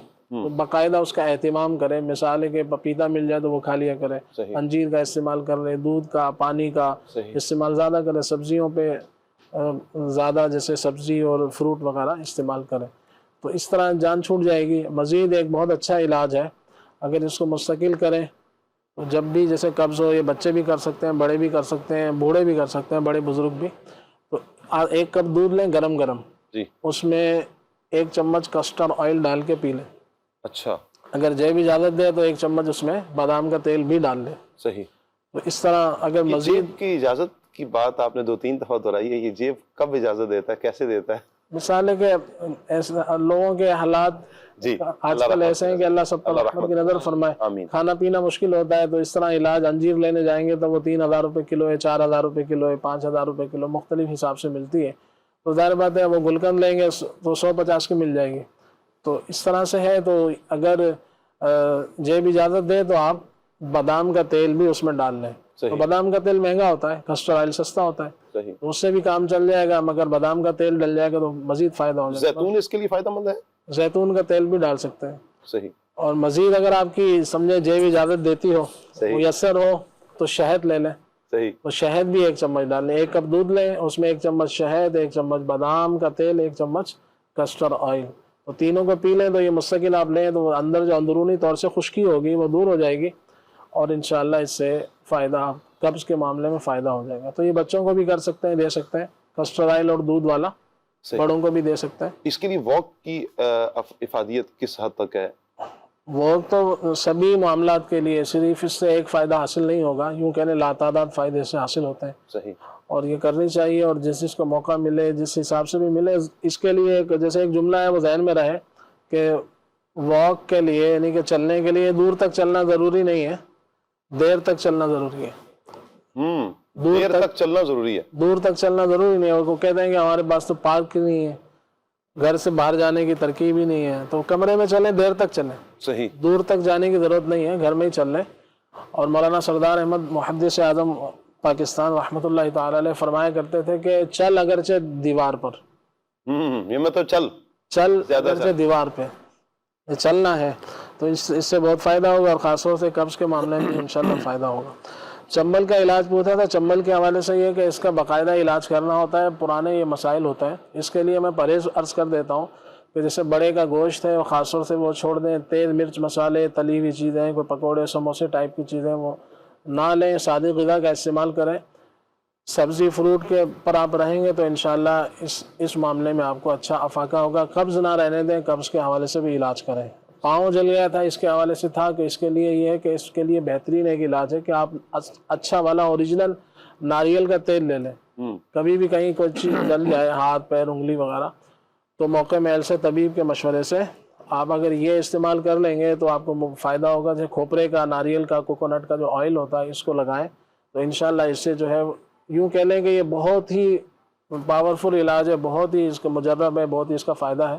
تو ناریل کا مگر تیل اصلی ہو تو وہ خود بھی آپ نکلوا سکتے ہیں، کسی جیسے آج کل مشینیں مارکیٹ میں لگی ہوتی ہیں اس طرح کی دکانوں پر، تو آپ ناریل لے کر وہاں سے نکلوا بھی سکتے ہیں، یا کوئی قابل اعتماد بندہ ہو وہاں سے لے سکتے ہیں۔ ارک النساء کا روحانی علاج پوچھا تو اس کے لیے چلتے پھرتے یا غنیجو یا غنیجو یا سلامو یا سلامو یہ پڑھتے رہیں، اور اس کے لیے بھی جیسے بڑے کا گوشت ہے، کلیجی ہے، پائے ہے، تو اس طرح کی چیزوں سے بچنا اس میں مفید ہوگا۔ اور اس کے لیے ایک جڑی بوٹی آتی ہے اسگند کے نام سے، اسگند یہ 100 گرام آپ لے لیں۔ اسی طرح سے سونٹھ، خشک جو ادرک ہوتی ہے اس کو کہا جاتا ہے، سنڈ بھی کہتے ہیں پنجابی میں، تو یہ 100 گرام یہ لے لیں، اور 100 گرام اسگند میں نے کہا، اور 100 گرام جو ہے وہ اس کے اندر آپ وہ ڈال لیں گوند کیکر کی جو گوند ہوتی ہے وہ اس میں شامل کر لیں۔ 3 چیزیں ہو گئیں، اور اگر شوگر وغیرہ نہیں تو 100 گرام اس میں مصری شامل کر لیں، اس کو پیس کے رکھ لیں، تو صبح شام 1 چمچ استعمال کر لیں تو انشاءاللہ یہ اس طرح کے دردوں وغیرہ میں مفید ہوگی۔ بال سفید ہو رہے ہیں، بال جھڑ بھی رہے ہیں، تو اس کے لیے بال سفیدی کے اعتبار سے چاول کی کثرت نہ کریں، جو ٹھنڈی چیزیں ہیں اس سے بچیں، تو انشاءاللہ بالوں کا جو سفیدی کی طرف آ رہے ہیں تو وہ کم ہو جائیں گے۔ اور اس کے لیے مستقل مزاجی کے ساتھ آپ آملے کا مربع استعمال کریں، جن کے بال جھڑ رہے ہیں وہ بھی، جن کے سفید ہو رہے ہیں تو وہ بھی، اگر جیسے 2 پیس صبح لے لیں، یا پھر 1 پیس صبح کھا لیں، 1 شام کھا لیں۔ آملے کا مربع یہ اسے اولے بھی کہا جاتا ہے، پنجاب میں اس کو اولے کا مربع کہا جاتا ہے، تو یہ 1 پیس صبح شام کھا لیں، یا اکٹھے 2 پیس صبح اس کو کھا لیں تو انشاءاللہ یہ اس میں مفید ہوگا۔ اور انجیر کا استعمال بھی کریں، بعض اوقات بال جھڑ رہے ہوتے ہیں تو اس کی وجہ یہ ہوتی ہے کہ خون کی کمی ہوتی ہے، تو انجیر انشاءاللہ خون کی کمی کو بھی پورا کرے گی اور جسم میں طاقت بھی دے گی، تو بالوں کا جھڑنا بھی اس میں رک جائے گا۔ اور بعض اوقات کمزوری کے باعث بھی بال سفید ہو رہے ہوتے ہیں تو انجیر جو ہے جسم کو طاقت بھی دے گی، اور ساتھ ساتھ جو میں نے عرض کیا آملے کا مربع یہ 2 پیس صبح روزانہ کھا لیے جائیں تو اس انشاءاللہ مفید ہوگا۔ اور دل کے پٹھے کمزور ہیں، اس حوالے سے فرمایا اللہ پاک رحمت کی نظر فرمائے، اس کے لیے یہ ہے کہ آپ غذا کے اعتبار سے ایک مربع آتا ہے، بہی کا مربع، بہی اس کو سفر جل بھی کہتے ہیں، حدیث پاک میں بھی اس کا ذکر خیر ہے. تو یہ آپ اپنے طبیب کے مشورے سے اس کو استعمال کر سکتے ہیں. اس کا ایک پیس روزانہ آپ کھا لیجئے. یہ یوں کہہ لیں کہ امرود کی طرح ایک چھوٹا سا پیس ہوتا ہے، یا چھوٹا سیب کہہ لیں. تو یہ آدھا صبح کھا لیں، آدھا شام کھا لیں، ایک ساتھ یہ کھا لیں، تو اس سے انشاءاللہ آپ کو کافی افاقہ ہوگا. مزید یہ کہ آملے کا مربے کا بھی ذکر ہوا، تو یہ آملے کا مربع 2 عدد لے کر اور ساتھ میں جیسے عرق گلاب 3-4 چمچ، اگر اصلی آپ کو مل جاتا ہے تو 3-4 چمچ عرق گلاب استعمال کر لیں اس کے ساتھ، تو انشاءاللہ یہ مفید ہوگا. مزید اس کو بہتر کرنا ہے تو آملے کے مربے کے ساتھ 2-3 چاندی کے ورق آپ لپیٹ لیں. اصلی والے اگر آپ کو مل جاتے ہیں تو ساتھ میں آملے کا مربع کھا لیں، ساتھ میں 3-4 چمچ عرق گلاب کے پی لیں، تو انشاءاللہ دل کے حوالے سے یہ مفید ہوگا. زبردست. اور خون کی کمی کے اعتبار سے وہ بچے کا ذکر کیا، تو اس میں یہ نہیں معلوم کہ وہ اپنی والدہ کا جیسے دودھ پیتے ہیں، فیڈ کرتے ہیں، اور بعض اوقات ماں ایسی کچھ احتیاطیاں کر رہی ہوتی ہے تو اس کی وجہ سے بھی کچھ معاملات ہوتے ہیں. تو یہ ہے کہ ٹھنڈی چیزوں سے پھر بھی بچے کو بچایا جائے، ٹھنڈی چیزیں جو ہوتی ہیں وہ نہ دی جائیں. تو انجیر آپ اپنے طبیب سے مشورہ کر لیں، انجیر اس میں بہت زیادہ مفید ہے. صحیح. بعد ان کو یوں نہ کریں کہ جیسے گاجر اور چقندر کے جوس نہ پلائیں، وہ بھی خون کے لیے لوگ پیتے ہیں. جی. وہ بچہ ہے اس کو ٹھنڈ وغیرہ لگ سکتی ہے، ٹھنڈی چیز ہے، تو انشاءاللہ ان کے لیے انجیر مفید ہوگی. ایک انجیر لے لیں. انجیر ہے، کشمش ہے، یہ جو ہے کالی کشمش زیادہ مفید ہوتی ہے، تو یہ اس کے لیے مفید ہے، لیکن ان کی عمر چھوٹی ہے. تو اس کے لیے اچھی طرح سے جیسے باقاعدہ طبیب سے مشورہ کر کے پھر اگر انجیر ایک آدھ ان کو کھلانی ہو تو روزانہ کھلائیں، اس سے فائدہ ہوگا. اچھا، بچوں میں یہی بچوں کی بات چلی ہے تو بعض اوقات بچوں کو بھوک نہیں لگتی یا کھانا نہیں کھاتے ہیں، دودھ پی لیا، تھوڑا سا پی لیا بس، وہ پھر پورا دن والدین پیچھے دوڑتے رہتے ہیں، کچھ کھا لو کچھ کھا لو. تو اس کے لیے کیا کیا جائے؟ اس کے لیے یہ کیا جائے کہ بچے کھا رہے ہوتے ہیں لیکن باہر کی چیزیں، تو اس سے ان کی بھوک عام طور سے مر جاتی ہے. تو اس لیے کوشش کریں کہ باہر کی چیزیں وہ نہ کھائیں. صحیح. اور اگر اس کے بھوک کے اضافے کے لیے تو ایک بہت اچھی چیز ہے انار کا موسم ہو تو بچوں کو انار کھلائیں، انار کا جوس پلا دیں، ویسے ہی کھلا دیں، جس سے ان کی انشاءاللہ بھوک میں فائدہ ہوگا. انار نہ ملے تو تھوڑے سے انار دانے لے لیں، جیسے 50 گرام انار دانے، وہ خشک مل جاتے ہیں نا جی دکانوں سے، 50 گرام وہ لے لیں، 50 گرام اس کے اندر گڑ ملا لیں. صحیح. تو یہ میٹھا میٹھا ایک بن جائے گا. تو اب چاہیں تو اس کی گولیاں، چاہیں تو اب چھوٹی چھوٹی گولیاں بنا لیں. صحیح. چپک تو ہوگی اس میں نا انار دانے میں. جی. گڑ بھی ایسا ہی ہے، تو چھوٹی چھوٹی گولیاں بنا کے صبح شام کھانے سے پہلے بچوں کو کھلا دیں، یا ویسے ہی منہ میں تھوڑا سا رکھ دیں. صحیح. تو اس سے انشاءاللہ ان کی بھوک وغیرہ میں اضافہ ہو جائے گا. مگر یہ ہے کہ یہ باہر کی چیزیں کھانا بند کریں گے نا تو اچھے انداز سے پھر ان کو فائدہ ہوگا، ورنہ مشکل ہوگی. معدے میں درد اور گرمی کے حوالے سے تھا، اچھی طرح آپ کھانا چبا کر کھائیں. اور معدے میں گرمی کے اعتبار سے ملیٹھی آپ لے لیں. ملیٹھی ایک مشہور چیز ہے. یہ تھوڑی سی آپ کھانے کے بعد جیسے کہ اس کو پیس کے رکھ لیں، کھانے کے بعد آدھی چمچ آپ اس کو پانی کے ساتھ لے لیں، یا پھر ویسے ہی اس کو تھوڑا پانی میں ابال لیں، 1-2 پیس اس کے، اور کھانے کے بعد اس کو لے لیں. اسپاغول کی بھوسی اس میں فائدہ کرے گی، امرود اس میں فائدہ کرے گا، پپیتا لے سکتے ہیں، تربوز ہے. وہ ہے کہ مرچ مسالوں سے آپ بچیں، زیادہ مرچ مسالے گرم چیزوں سے. بعض لوگ ہوتے ہیں وہ روز ہی گوشت کھاتے ہیں. جی. اب ظاہر بات ہے پیٹ میں گرمی ہوگی اور کیا ہوگا. سبزیوں کو بھی موقع دیں، دالوں کو موقع دیں، اسی طرح سے فروٹس کو موقع دیں. تو تیز مرچ مسالے جو مرغن غذائیں ہوتی ہیں ان سے بچیں. صحیح. بعض ایسے گھرانے ہیں، بعض ایسی قومیں ہیں کہ جن کے ہاں مرچیں مشہور ہیں کہ ان کے ہاں مرچیں بہت ڈالی جاتی ہیں. بالکل ظاہر بات ہے وہاں پر پھر یہی ہوگا. اور کئی ایک امراض مجھے پتہ ہے کہ ایسے لوگوں کے گھروں میں مخصوص کچھ امراض ہوتے ہیں. اچھا. وہ سبھی کو ہو رہے ہوتے ہیں، تو وہ غذا نہیں چھوڑتے ہیں، علاج کے لیے یوں کہ لیں در بدر ہوتا ہے. صحیح. یہاں سے لیا فائدہ نہیں ہوا، وہاں سے لیا فائدہ نہیں ہوا، تیسری جگہ کا فائدہ نہیں ہوا. غذا کو صحیح نہیں کرتے. صحیح. غذا سیٹ ہوگی. آج کل خربوزہ ہے، گرما ہے، تو اس کا استعمال کریں، اس سے بھی انشاءاللہ معدے کے حوالے سے مفید ہوگا. اچھا، کچھ انار اس میں بہت مفید ہے. کچھ اور میسج بھی ہیں علاج کے حوالے سے؟ آپ کے ہو گیا مکمل تو میں کچھ اور بڑھا دوں؟ وزن کم کرنے کا رہ گیا. وزن کم کرنے کے لیے یہاں ایک میسج ہے کہ خلیل بھائی سے پوچھ کر بتا دیے کہ وزن کم کرنے کے لیے کون سی ڈرنک استعمال کی جائے. عرض کر دیتا ہوں. دیکھیں، شہد سے اچھی کوئی ڈرنک نہیں ہے. شہد سے اچھی؟ واہ. تو اس کا آپ استعمال کریں صبح جو ہے، کیونکہ قرآن پاک میں اس کا ذکر خیر ہے. جی. اور شفا ہی شفا ہے. اور اپنے طبیب کے مشورے سے جو بھی علاج بتائے جا رہے ہیں وہ اپنے طبیب کے مشورے سے کیجیے. صحیح. تو صبح خالی پیٹ 1 گلاس گرم پانی لے کر اس میں 1 چمچ اصلی شہد کا ڈال دیں.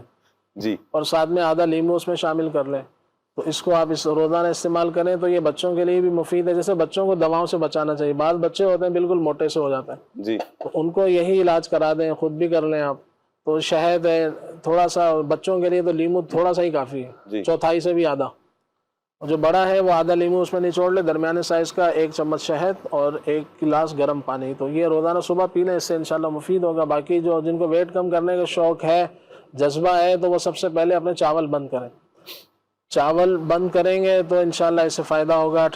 چاول ہے, آلو ہے, باہر کی جو چیزیں ہیں, پراٹھے ہیں, پراٹھے کھانے والا جو ہے نا اس کا وزن کم ہی مشکل ہی ہے کہ کم ہو. تو اس طرح کی چیزوں سے نہیں کہ کھانا پہلے ہے اس کے بعد.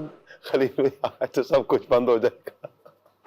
جیسے جو آپ نے کرنا ہے, جو آپ کا پرابلم ہے, اس کے حساب سے ہی غذا ہوگی. جی تو اگر کوئی ایسی چیزیں, ایک طرف وہ دوا کھا رہا ہے, دوسری طرف وہ چاول کھا رہا ہے, چاول ویٹ کو بڑھانے والے اور دوسری طرف وہ دوا کو ویٹ کو گھٹانے کے لیے دوا کھا رہے ہیں, تو فائدہ کیسے ہوگا؟ جیسا مرض ہے, اگر گرمی کا مرض ہے تو اس کو ٹھنڈی چیزیں کھانی ہوں گی.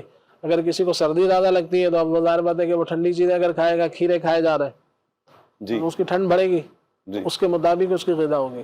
صحیح. تو یہ اچھا خلیل بھائی ایک اور میسج ہے, کہہ رہے ہیں جی پاؤں کے تلوے بہت زیادہ گرم ہوتے ہیں, تپش رہتی ہے اور ایڑیاں بھی پھٹتی ہیں, کیا کیا جائے؟ یہ بعض اوقات ان کو خشکی کے مسائل ہوتے ہیں باڈی میں نا, ڈرائنس بڑی ہوئی ہوتی ہے, خشکی بڑی ہوئی ہوتی ہے, تو جن کی ایڑیاں پھٹ رہی ہیں جی تو تلوے وغیرہ جلتے ہیں, تو ان کو چاہیے کہ یہ جو ہے نا پانی اچھے سے پئیں, پانی لیں. اور پانی جیسے 10-12 گلاس اس موسم کے اندر 12 سے 15 گلاس بھی پی سکتے ہیں. ہمارے یہاں جیسے گرمی کا موسم پورے دن میں صحیح. یہ پانی زیادہ پئیں, اس سے بہت اچھا فائدہ ہوگا اس میں. باقی جو ہے وہ اس کے علاوہ بعض اوقات یہ رکاوٹیں ہوتی ہیں خون کے اندر جیسے کچھ مسائل ہوتے ہیں, خون میں گاڑھا پن ہوتا ہے, اس کی وجہ سے بھی اس طرح کے معاملات ہوتے ہیں. تو اپنا غذا اچھی رکھیں, جیسے سبزی ہے, لوکی ہے, ٹنڈے ہے, تورئی ہے, شلجم ہے, اس طرح کی سبزیوں کا اگر استعمال کریں گے اور فروٹ کا استعمال کر لیں تو انشاءاللہ. اور اس کے لیے جو تلوے جلتے ہیں اس کے لیے انار بہت زیادہ مفید ہے. یا پھر 2-4 آلو بخارے رات کو پانی میں بھگو دیں, صبح اس کا پانی پی لیں, تو اس سے انشاءاللہ گرمائش وغیرہ جو ہوتی ہے تو وہ پیروں میں انشاءاللہ وہ ٹھیک ہو جائے گی. اچھا جگر کی چربی دور کرنے کے لیے اور یرقان کا علاج بھی بتا دیں. کہہ رہے ہیں گولیاں کھا کھا کے نا منہ میں چھالے بن گئے, کیا کریں؟ منہ میں چھالے زیادہ تر گرمی سے ہوتے ہیں, گرمی کے باعث ہوتے ہیں. تو ان کو چاہیے کہ جیسے چھوٹی الائچی ہے, اگر وہ 2-3 چھوٹی الائچی پانی میں ابال کر اس کا پانی پی سکتے ہیں, منہ کے چھالوں کے لیے مفید ہے. شربت توس سیاہ کے نام سے, جیسے مختلف, یہ کسی کا برانڈ نہیں ہے, تو مختلف جیسے کمپنیاں بناتی ہیں توس سیاہ شربت, جی شربت توس سیاہ, اسی نام سے ملتے جلتے ناموں سے ملتے ہیں. تو یہ لے کر جو ہے نا دن میں 2-3 بار چاٹ لیں, یہ منہ کے چھالوں میں انشاءاللہ مفید ہوگا. ورنہ ملیٹھی ہے, ملیٹھی کو تھوڑا پانی میں ابال لیں, اس کا تھوڑا سا جیسے 2 ڈنڈیاں اس کی پانی میں ابال کر اس کا پانی پی بھی سکتے ہیں, اس کے پانی سے کلیاں بھی کر سکتے ہیں, تو یہ مفید ہوگا اس میں. اچھا ایک میسج ہے فیس بک پر, کہہ رہے ہیں جی گرمی بہت زیادہ لگتی ہے, برداشت سے باہر ہے, کیا کریں؟ سانس بھی پھنساؤ, کہتے ہیں کہ سانس لینا مشکل ہو جاتا ہے. اس میں سب سے پہلے تو اپنے غذا پہ غور کر لیں. جیسے میں نے عرض کی کہ روزانہ اگر گوشت کھائیں گے تو گرمائش ہوگی, تو غذا کو دیکھ لیں, کوئی گرم چیزوں کو تھوڑا کم کریں اور پانی زیادہ پئیں. اگر ستو جیسے استعمال کر سکتے ہیں موسم کے حساب سے, ستو ہے, فالسے کا اس موسم میں فالسا آتا ہے وہ استعمال کر سکتے ہیں, لیچی اگر ملتی ہے وہ لے لیں, تربوز لے لیں, اور کوشش کریں کہ 2 ٹائم کھانا کھائیں, 1 ٹائم جو ہے فروٹ ہی کھا لیں. صحیح. تو اس سے انشاءاللہ گرمائش کم ہو جائے گی. یا پھر یہ کہ املی, 3-4 دانے املی کے اور 4-5 دانے آلو بخارے کے, صحیح, اس کو رات کو بھگو دیں, صبح اس کو جو چھان اس کو اچھی طرح مسل لیں, اس کی گٹھلیاں پھینک دیں اور اس پانی کو پی لیں. تو اس سے جو ہے نا یہ گرمائش, ہیٹ اپ وغیرہ یہ کافی حد تک کم ہو جائے گا انشاءاللہ. 13 سال کی ایک بچی ہے, کہہ رہے ہیں اس کا قد نہیں بڑھ رہا, کوئی علاج؟ اس میں ایسے بچوں کو نا دودھ, دہی, لسی, اس طرح کی چیزیں, انجیر بھی ان کو دے سکتے ہیں. تو اس طرح کی چیزیں ان کو دیں. اور باہر کی اگر یہ چیزیں کھاتی ہیں جیسے چپس ہیں, آلو وغیرہ تلے ہوئے جو کھاتے ہیں بچے, تو اس سے ان کو بچائیں. اور انشاءاللہ بڑھ جائے گا. اتنی 12-13 سال کی عمر میں اتنی فکر نہیں کرنی چاہیے, بڑھ جائے گا اللہ نے چاہا تو. ان کی خوراک کا خیال کریں, اچھی سے اچھی خوراک ان کو دیں, جیسے مکھن کھلا دیں ناشتے میں, دودھ دہی کا, لسی کا استعمال کروائیں, تو اس سے انشاءاللہ ان کو جسم میں طاقت آئے گی اور یہ چیزیں جو ہے نا قد بڑھنے کا سبب بنیں گی. جوڑوں کے درد کے لیے کیا کیا جائے؟ جوڑوں کے درد کے لیے سب سے پہلے بڑے کا گوشت ہے, اس کو بند کریں. صحیح तो ये अगर खाते रहेंगे तो जोड़ों का दर्द ठीक नहीं होगा। अपना यूरिक एसिड का टेस्ट करवा लें, सही कोलेस्ट्रॉल का टेस्ट करवा लें, लिपिड प्रोफाइल जिसे कहते हैं। बाज़ औक़ात वो बढ़ा हुआ होता है तो फिर भी खून में गाढ़ापन होता है, जिसकी वजह से ये दर्दें वगैरह होती हैं। सही तो इसके लिए आप अगर चाहें तो जैसे मैंने कुछ थोड़ी देर पहले एक अर्ज़ किया था कि सौंठ जो खुश्क अदरक होती है वो 100 ग्राम ले लें, 100 ग्राम जो है वो इसके अंदर गोंद शामिल कर लें जो कीकर की गोंद होती है, और 100 ग्राम जो है अश्वगंध के नाम से एक जड़ी बूटी है, अश्वगंधा भी इसे कहा जाता है। तो ये तीनों 100 ग्राम लेकर इसको पीस लें, और चाहें तो मिश्री भी 100 ग्राम मिला सकते हैं। तो इसको फिर सफ़ूफ बना के सुबह शाम एक एक चम्मच खाएं तो ये जोड़ों के दर्द के लिए इंशाल्लाह मुफीद होगा। ये भी कुछ ना कर सकें तो कम से कम जो है वो अदरक ही ले लें, और उसको नाखून जितना, जैसे उंगली के एक पोरे जितनी अदरक लेकर इसको एक कप पानी में उबाल लें, और सुबह शाम इसको 2 टाइम 3 टाइम इस्तेमाल कर लें तो ये भी जोड़ों के दर्द में इंशाल्लाह मुफीद होगी। साथ में इसके थोड़ा सा शहद भी मिला सकते हैं। आखिरी एक और मैसेज है, और कुछ तो दुआओं के मैसेजेस हैं। फेसबुक पे भी माशाल्लाह बहुत से इस्लाम भाई ने मैसेजेस दुआओं के किए हैं, हौसला अफजाई के मैसेजेस किए हैं। एक भाई पूछ रहे हैं, खलील भाई से पूछना ये है कि मोटा होने के लिए क्या किया जाए। वैसे तो मैसेज थे वज़न कम करने के लिए, एक इस्लामी पूछ रहे हैं जी मोटा होने के लिए क्या किया जाए। मोटा होने के लिए जैसे आलू वगैरह छोड़ दें। मोटा होने के लिए छोड़ दें जी, अगर मोटा होना है तो आलू छोड़ अच्छा, वज़न कम करने के लिए भी छोड़ना है और मोटा होने के लिए भी आलू छोड़ने हैं जी। उसके किसी तबीब से बैठेंगे तो वो इसकी तफसील बताएगा। अच्छा, कि वहाँ क्यों और यहाँ क्यों। सही जी, तो आलू वगैरह ना इसमें जिस्म में खुश्की पैदा करते हैं, तो बंदे को, और अगर कोई आलू खा के मोटा हुआ भी है तो उसको एक मुक्का मारेंगे वहीं गिर जाएगा। जान ही नहीं होती उसमें, जान नहीं होती, सिर्फ फूला हुआ होता है। ठीक तो इसलिए अगर मोटा होना है तो सुबह एक कप, 1 गिलास, जितनी भी आपको जैसे हैसियत हो, 1 गिलास या 1 कप दूध लेकर उसमें ना 2-3 खजूरें डाल लें, आप उसको मिल्क शेक बना लें, उसमें चाहें तो थोड़ी किशमिश मिला लें, और अगर आपकी जेब इजाज़त दे तो थोड़े से उसमें आप क्या कहते हैं कि बादाम मिला लें, वरना कम से कम खजूरें तो तकरीबन लोग मुयस्सर होती ही हैं। तो ये 2-3 4-5 मौके में से उम्र के हिसाब से 4-5 खजूरें, 7-8 खजूरें, इस तरह के मिल्क शेक बना के इसको पीते रहें तो इंशाल्लाह इससे जो है वेट आपका बढ़ जाएगा इंशाल्लाह। कुछ कलाम एक दो शामिल करते हैं इंशाल्लाह इख्तिताम की तरफ। सल्लु अलल हबीब सल्लल्लाहु अलैहि मुहम्मद सल्लल्लाहु अलैहि वसल्लम। नूरे हक़ जलवानो माथा मुझे मालूम न था, शक्ले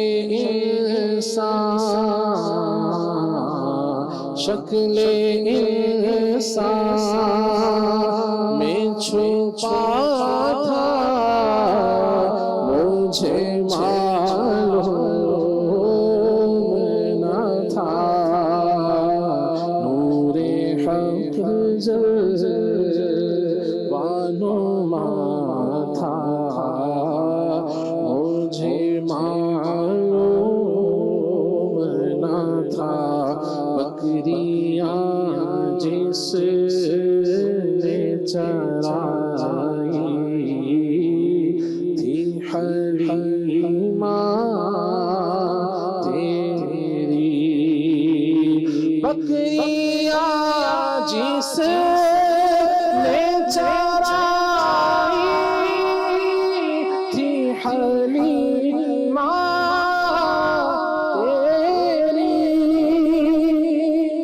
बकरियाँ जिसने चराई थी हलीमा तेरी, अर्श पर वो ही गया था, मुझे मालूम न था। अर्श पर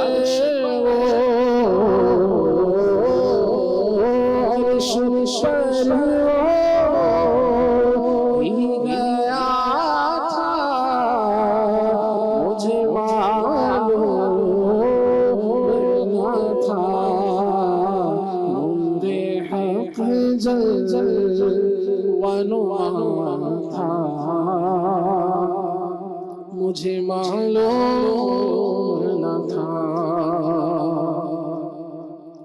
खाके मदीना होती, खाके मदीना होती, मैं खाक सारी होता, होती रहे मदीना, होती रहे मदीना, मेरा गुबार होता, होती रहे मदीना, होती रहे मदीना, मेरा गुबार होता।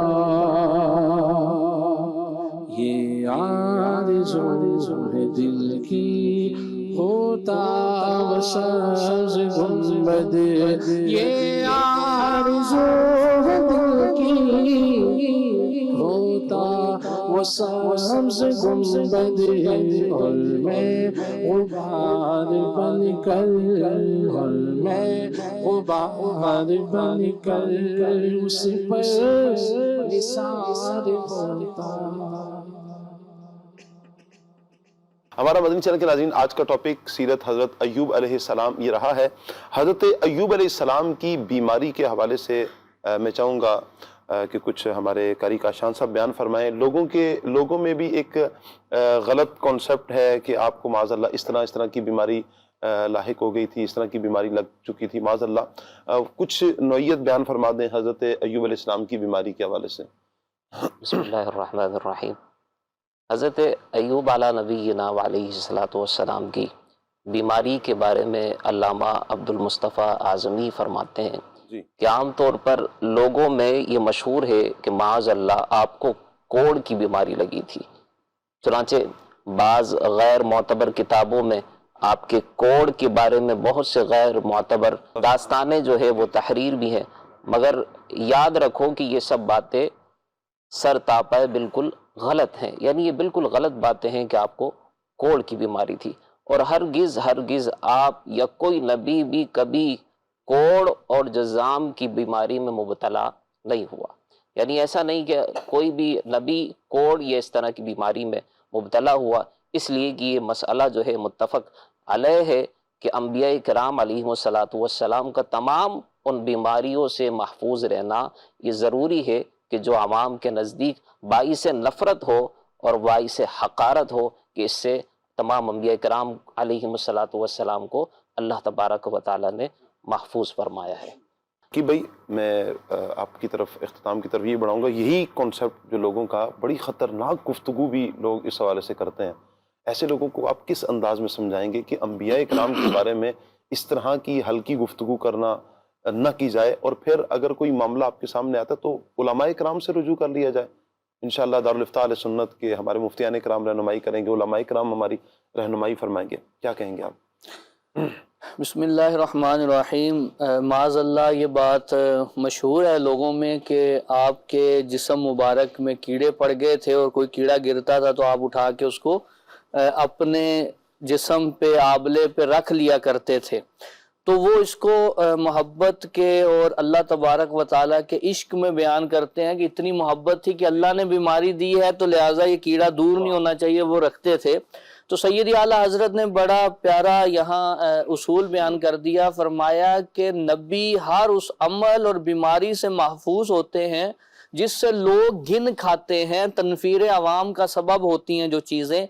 तो अंबिया किराम अलैहिमुस्सलातु वस्सलाम ऐसी हर चीज़ से महफूज हैं कि जो नफ़रत का सबब हो, जिनसे लोग घिन खाएं। तो अंबिया, औलिया और जितने भी नेक हस्तियां हैं, इनके बारे में गुफ्तगू से पहले बंदे को सोच लेना चाहिए कि कहीं ये हमारे ईमान का मसला ना हो जाए और कहीं इनकी बेअदबी ना हो जाए। तो जो चीज़ें मशहूर हैं, हर मशहूर चीज़ ज़रूरी नहीं है सच भी हो, हक भी हो, उसकी उलमा से रहनुमाई लेनी चाहिए। हज़रत अब्दुल्लाह इब्न अब्बास रज़ी अल्लाह ताला अन्हुमा आप फरमाते हैं, आजमाइश ख़त्म होने के बाद हज़रत अय्यूब अलैहिस्सलाम ने 70 साल नेमत और राहत में ज़िंदगी बसर फरमाई, और हज़रत इब्राहीम अलैहिस्सलाम की शरीयत मुतहरा पर आप अमल पैरा रहे। आपकी औलाद और कौम भी اسی دین پر کاربند رہی، یہاں تک کہ حضرت ایوب علیہ السلام کی وفات سے کچھ عرصہ بعد انہوں نے اپنا دین بدل لیا۔ بعض علماء کے نزدیک 93 سال کی عمر میں اور بعض کے نزدیک ان سے بھی زیادہ برس کی عمر میں حضرت ایوب علیہ السلام نے وصال فرمایا ہے۔ اللہ پاک ان کی تربت پر، آپ کے مزار پر انوار پر اپنی کروڑہا رحمتیں نازل فرمائے۔ عراق میں ایک مزار شریف حضرت ایوب علیہ السلام کے سے منسوب ہے، الحمدللہ عاشقان رسول وہاں پر حاضری کا شرف پاتے ہیں، روحانیت اور سکون اور سرور وہاں پر جا کر نصیب ہوتا ہے۔ اللہ پاک تمام عاشقان رسول جو وہاں پر عاشقان صحابہ و اہل بیت حاضری دیتے ہیں، اللہ حضرت ایوب علیہ السلام کا صبر، آپ کی ہمت، حوصلہ، اللہ کی رضا پر راضی رہنا، یہ اللہ پاک ان کا فیضان عطا فرمائے، آمین بجاہ خاتم النبیین صلی اللہ تعالیٰ علیہ وآلہ وسلم۔ مدنی چینل کے ناظرین، اللہ پاک کی بارگاہ میں ہم دعا کرتے ہیں آج کا جو پروگرام ہم نے کیا ہے، اس میں دانستہ طور پر یا غیر دانستہ طور پر اگر ہم سے کوئی غلطی سرزد ہوئی ہے، اللہ پاک سے ہم معافی کے خواستگار ہیں۔ اللہ پاک اپنی رحمت سے ہماری خطاؤں سے درگزر فرمائے۔ جتنے عاشقان رسول نے دعاؤں کا کہا ہے، اللہ سب کی دعائیں، مرادیں، التجائیں پوری فرمائے۔ جن مریضوں نے، بیماروں نے میسیجز کیے ہیں بیماری سے شفا کے لیے یا علاج کے لیے، اللہ پاک تمام مریضوں کو شفائے کاملہ عاجلہ عطا فرمائے، آمین بجاہ خاتم النبیین صلی اللہ علیہ وآلہ وسلم۔ سبحانک اللہم وبحمدک، اشہد ان لا الہ الا انت، استغفرک واتوب الیک۔ بڑھتے ہیں صلاۃ والسلام کی طرف۔ اے مدینے کے تاجدار تجھے اہل ایمان سلام کہتے ہیں، تیرے عشاق تیرے دیوانے جانے جانا سلام کہتے ہیں، تیرے عشاق تیرے دیوانے جانے جانا سلام کہتے ہیں۔ آرزوئے حرم رسینے میں اب تو بلوائے مدینے میں، آرزوئے حرم رسینے میں اب تو بلوائے مدینے میں۔ حضور ایسا کوئی انتظام ہو جائے، سلام کے لیے حاضر غلام ہو جائے۔ حضور آپ جو چاہے تو کچھ نہیں مشکل، حضور آپ جو کہہ دے تو کام ہو جائے۔ آرزوئے حرم سینے میں اب تو بلوائیے مدینے میں، تجھ سے تجھ ہی کو مانگتے ہیں جو، تجھ سے تجھ ہی کو مانگتے ہیں جو، سلام سلام کہتے ہیں، تیرے عشاق تیرے دیوانے جانے جانا سلام کہتے ہیں۔ کھلے آنکھ صلی علی